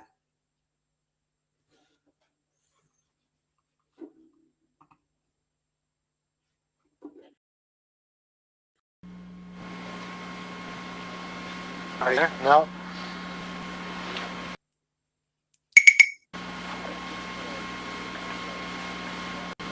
It's bright right now. Admittedly, the tape proves very little by itself because with the distance and darkness, there are no reference points other than the alleged flying disc. But Lazar's information at the time of the test. Now you see how that you got that one light? Like, remember we talked about that time when I was going in Glasgow at the hospital, and I couldn't sleep one night, and I went down outside, and I stood there and I seen this light, and I thought it was a star because I thought, God, that's bright. And it was coming close, and I thought, that ain't a star. Is that a falling satellite? Like a meteor or something? Because it's coming closer. And then it's like I seen a row, like you got that one light there, but it was that bright, it seemed like a long row of lights, but curving. So it's like the belly was coming upwards a bit, sort of thing, as I say, the belly of it was coming up, because you could see like an arch of lights. And no one believes me when I tell them about it. But that's just like what I saw until it got Lights proved correct, not once, twice. That, according to our off-camera interview with each of the other witnesses. Gene Huff describes his second sighting. The telescope we had seen, it was an elliptically shaped light. You know, that's about, because you can only get so close, even with a telescope, to a secure facility. Anyway, it came by up by us very rapidly. It glowed and glowed brighter like a sun, and we almost got the feeling it was going to explode. It glowed so bright, and we backed up behind the car. Then it went down, and it glowed back up a little bit, and very softly glided back where the mountains where it came up, hovered for a while. Just like Lazar is the only person. That's why I say these every form of life, right? They're not gonna harm us because they're sitting in their little whatever. They're big whatever. Might look little to us, but they're probably fucking big. And going, look at those stupid idiots. They're killing each other. They're killing their wound. They're ripping it apart. They're putting viruses out there to kill their people off. You know what I mean? They're just sitting there letting us get on with it because it's like they don't need any help from us. They're doing it themselves. And as I said, if there's going to cause any harm, don't you think they're doing something by now? Right, we're going back to 1947 in them documents. And it's now 2026. So The name inside of the flying discs at the test site. He's just the only person to say so publicly. We have communicated with several people who say they know of the saucer program. A technician in a highly sensitive position told us it is, quote, common knowledge among those with high security clearances that recovered alien discs are stored at the Nevada test site. A Las Vegas professional who once served in the military and was stationed at the test site says he saw a flying disc land outside the boundaries of Area 51, that it was quickly surrounded by security personnel, and that he was taken away and debriefed for several hours. A man who once worked at Groom Lake as a technician, at our request, wrote this letter explaining how he inadvertently walked into the wrong hangar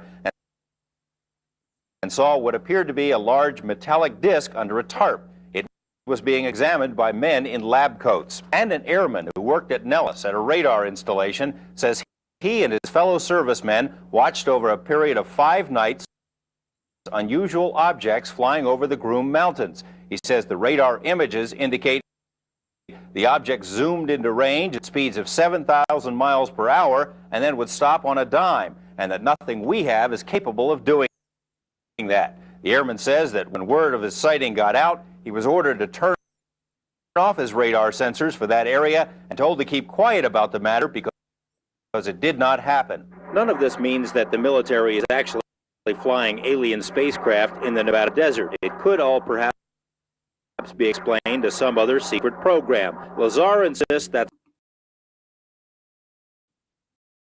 the case. We put the matter in the U.S. Navy, which got them stealthy planes years ago.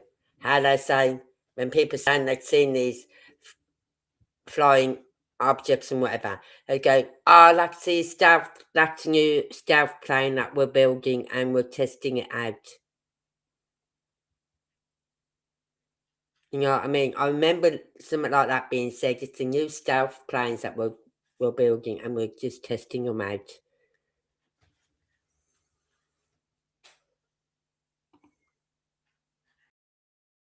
Lazar is running the show. 4 different naval offices were contacted.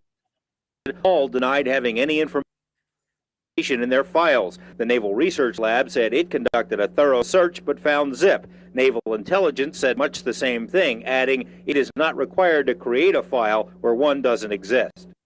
A side note, we also requested files on a UFO sighting over Tremonton, Utah in 1952. The Navy spent more than 1,000 hours studying film of that sighting, a fact that's been noted in several publications. But for purposes of our request, the Navy couldn't find those files either. The group that runs this project, whether it really is the Navy or they just say that, apparently these people have executive power. They don't report to anyone. Tomorrow, more troubling allegations about the military potential of alien technology. George Knapp, Eyewitness News 8.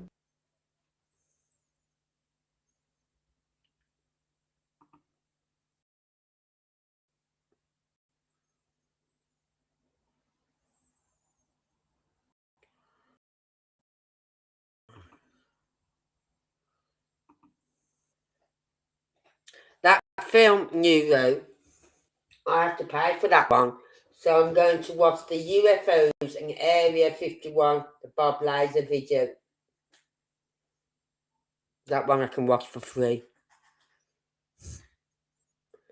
Right, but the one you said to watch, I have to pay for. I'm thinking, I'm not paying for it. I'm paying up to Prime. You know what I mean? So, yeah, it's convenient, isn't it? But now all these files are coming out. And as I said, I did read some excerpts from what pilots had said they'd seen, like the astronauts. They've seen like this flashing light. And when they've looked out, they've seen like a red light.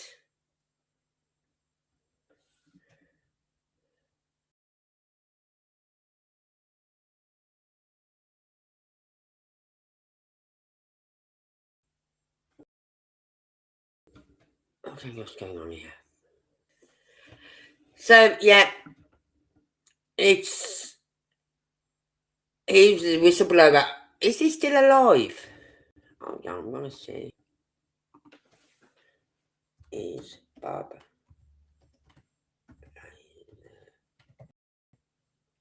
still alive?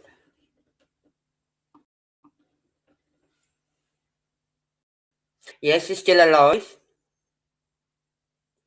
He currently lives a low profile life in Michigan and continues to assert the truth of his claims regarding extraterrestrial technology. Recently, he has been involved in discussions about UFOs and has released updates on his experience.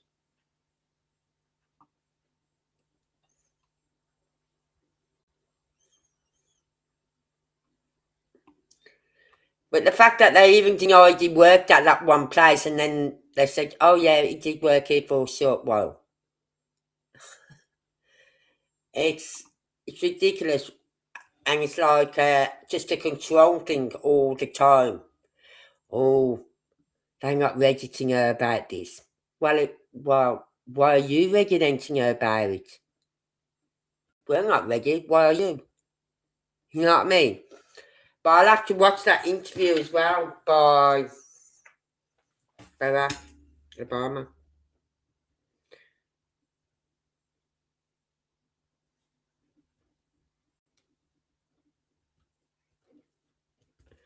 Because I've heard about it,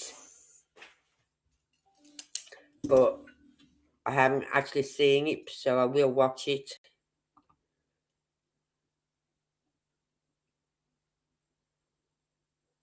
Yeah, tell us about 1989.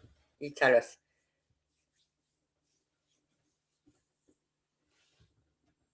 I'm quite surprised he's still alive, being as he's a whistleblower.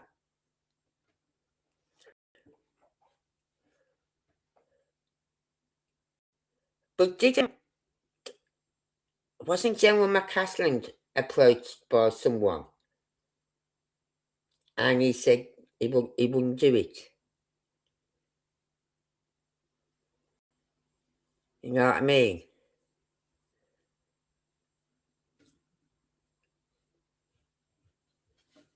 It's just so strange, like you've got all these missing and unalive scientists who are at the peak of their career and also retired. Right, you know what I mean? Well, one of them's retired. But the one scientist I do understand why, but he worked in the area of finding cures for cancer. And I said, yeah, because if he found a cure for cancer, that's going to put a lot of companies out of business. So they're not going to want his reports put out there, his findings put out there, or anything. Because people are going to go, well, if he's found a cure, why aren't we using it? Because they're too busy putting out viruses and whatever.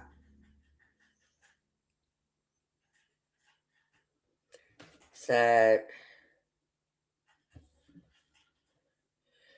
please tell us about 18. I keep saying 18. Tell us about 1989, because I'm not paying $7.99 to watch it. I know it's not a lot, but I'm not paying it. But I've got the other one up, UFOs in Area 51, the Bob Lazar video and excerpts from. How is it possible to travel vast distances of space without exceeding the speed of light? What is the power source for interstellar travel?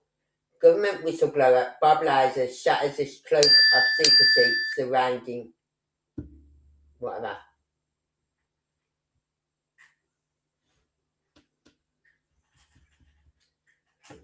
So that Bob got sacked and they released stuff about tech, i.e. that interview, NBA, a lot of UK scientists also died that year. Sorry, keyboard freezing up. That's okay.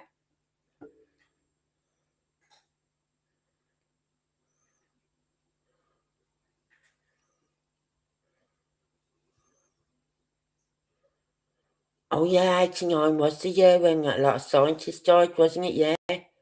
UK scientists died, yeah.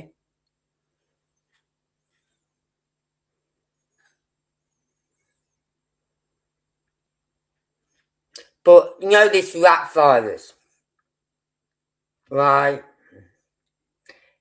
I seen something today, just before coming live.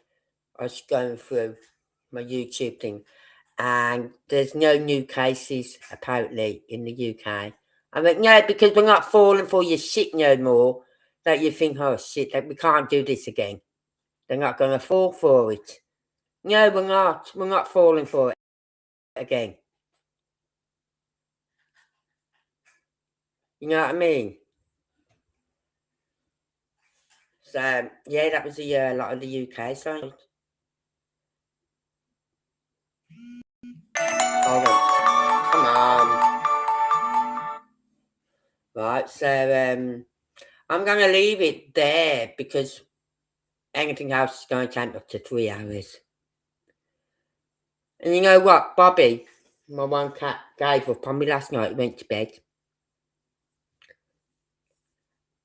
And then there's some stuff on my bed because yesterday I've been moving wardrobes around. So I took all my stuff out of my wardrobe to move this other wardrobe in and this other little wardrobe that went with it into my room. I put my wardrobe in the kids' room because what I'm going to do is I'm going to take the bar out and put some shelves in, and then I'm going to put all their little toys like the cars and the whatever like that in there, all the arts and crafts in these 3 drawers below, right,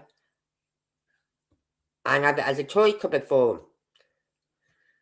But last night there's just a few little things on my bed which I've now sorted out this morning. I just put them in this wash basket, like my empty wash basket that I use to take my washing from the bedroom to the kitchen, and then to take it outside to hang up.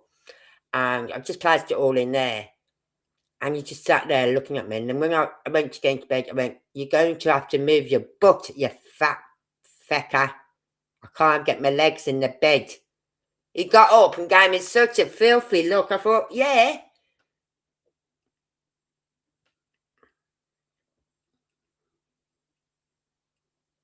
Something big we'll discover in 989. But Bob never disclosed.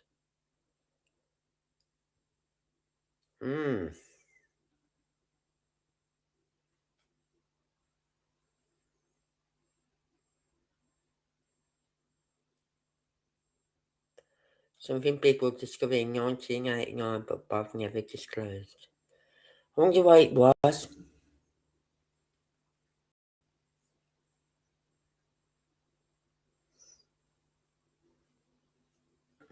Yeah, there must be. It could be anti-gravity, because how else? Now you see these, what they call Tic Tacs or whatever, right? And people have sightings of seeing summer, and there's no fumes from me, no propellers, no engine sound of engines or anything going by. And now you hear planes go by. Yeah. So it's got to be something to do with the anti-gravity, and I think that's probably what it was. Perhaps it was getting close to it. Yeah, there has to be clues out. And I think these scientists were, I'm sure it was a general that got approached. Who said that the general got approached? Did someone on here say it? Was it you, Nero? Or did I read it somewhere, hear it somewhere else? But apparently he got approached and he said no. No to him. Right?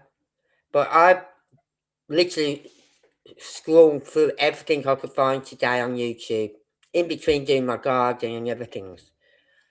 And I just come across that Bob Lazar story. I forgot that was the one you told me about. The sections at the base must have been top secret, not share tech or weapons.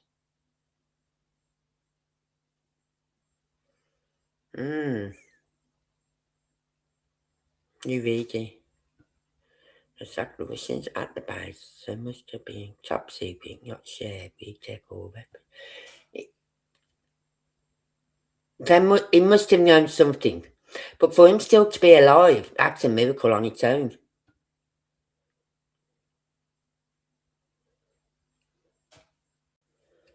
I'm not the only one that heard it then.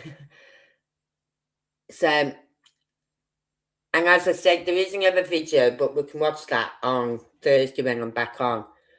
And that was an interesting one to watch. I was watching it on TV before, and I've just downloaded it now. And it was talking about, what was it talking about? I think Bob Lazar, let's talking about him, and about these other scientists that have gone missing or come up unalive. And it's too much of a coincidence that they've got all these scientists that are coming up either dead or missing. Something's going on.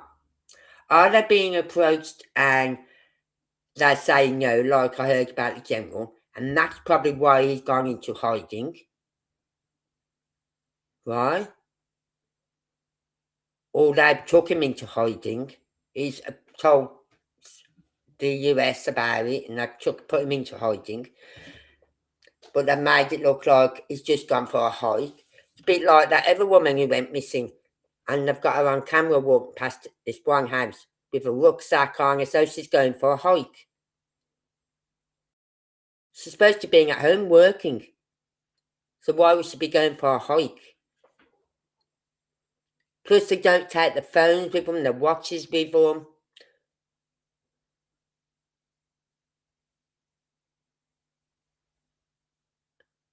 So I think they've been put into, because they are very secretive about what they do, right? And I know if they put these people into witness protection or somewhere safe, they're not going to, they can't tell anyone. They can't tell the wives, they can't tell the family. And if they're being threatened, if they, perhaps a threat came towards his wife as well, because she was an astronaut. She's trained up to be an astronaut and all that, yeah. That lot. So perhaps I threatened his wife.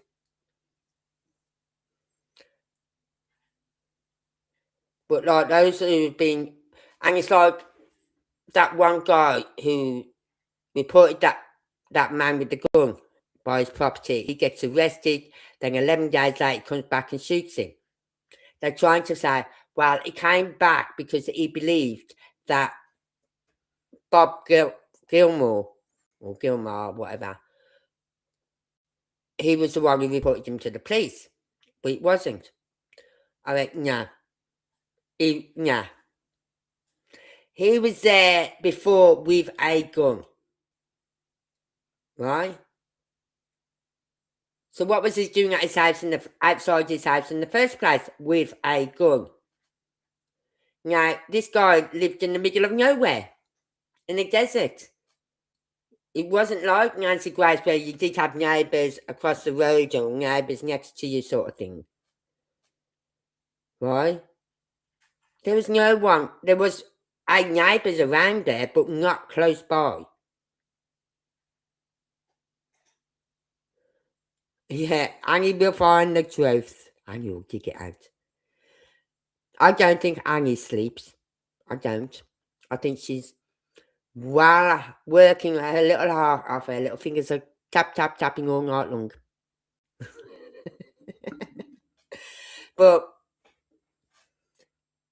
why would you go back? Knowing that he'd already called, if you believed he'd already phoned the police on you the first time, why would you go back a second time?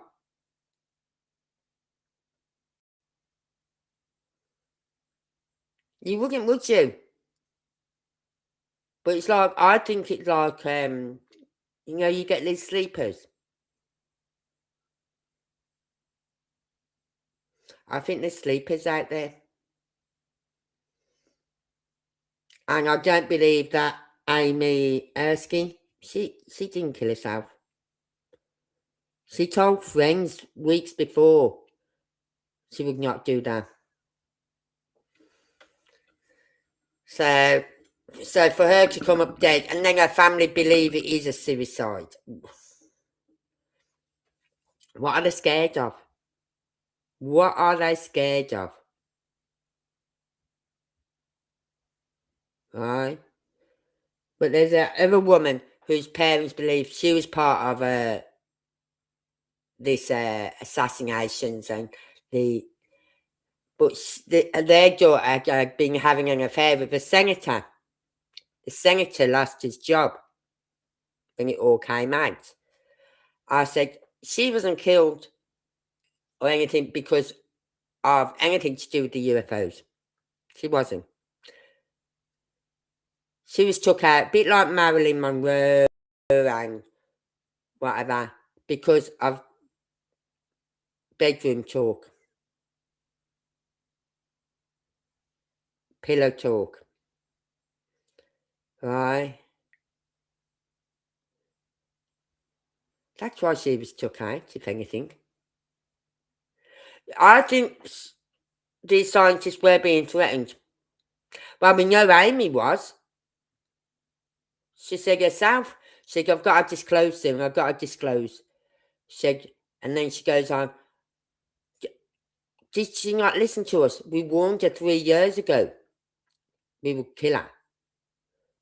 You know what I mean? And then you got these other people going, just disclose, just disclose. But then on the other hand, you got people saying, don't disclose because you will die. So,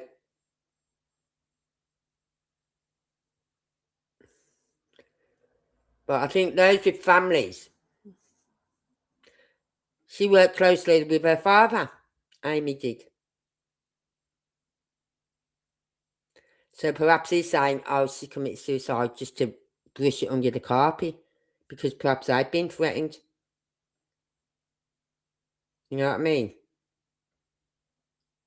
But you see, the thing is, when it gets onto the internet, when it gets onto YouTube, there's people who will not let this go. I can, because I'll be going back to Sebastian very soon. But right at the moment, I'm just having a break from Sebastian. I got to do some research on him. A bit more research. Watch a few more videos and whatever. And I just find this very intriguing at the moment. The whole scientists going missing and coming up unalive. Then you've got the UFO documents being released and how they fobbed them off. Continuously just fobbed them off. And then if they said, oh, well, we saw an FBI agent in the area that this flying, unidentified flying object was seen. Oh, well, that's just to see. It was just seeing, they was just seeing if they broke any federal laws. How stupid was that? Just seeing, they just wanted to know if these aliens had broken any federal laws. Get the fuck. But those just fobbed off time and time and time again. And then there's that one where they've got this disc thing, and they said, if such and such isn't interested, then you might as well just dispose of it. So why are you telling them to dispose of it, but you're keeping the pictures? If it's of no interest to you, why did you keep the pictures she sent you? Why didn't you dispose of the pictures?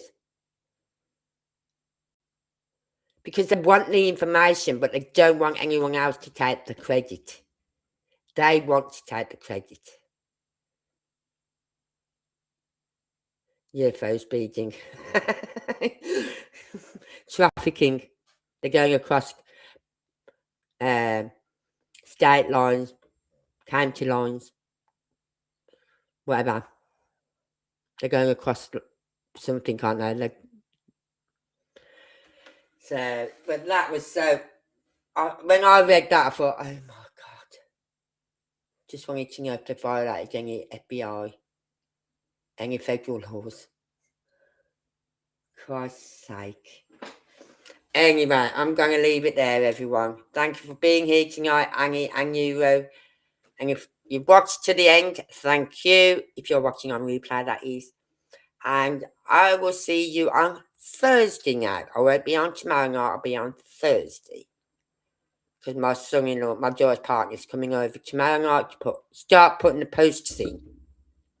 And he wants to put the posts in, let that set, and then he can put the panels on. So, that's what he's doing tomorrow night, hopefully. So, until then, until I see you next time, stay safe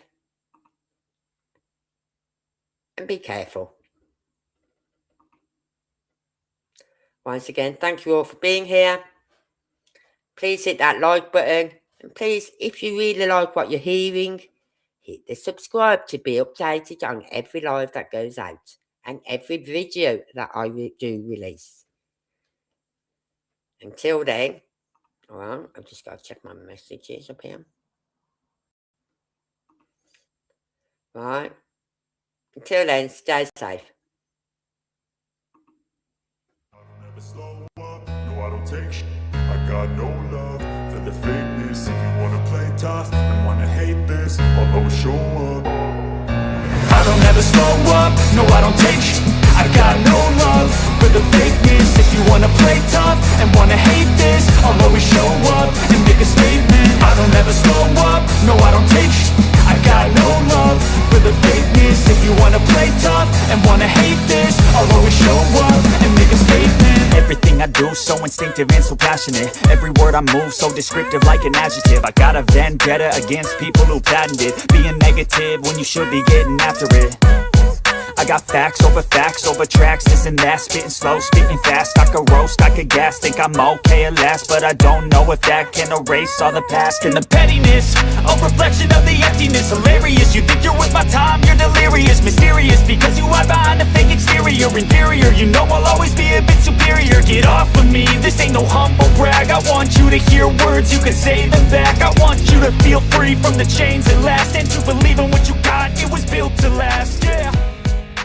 Now that I've been through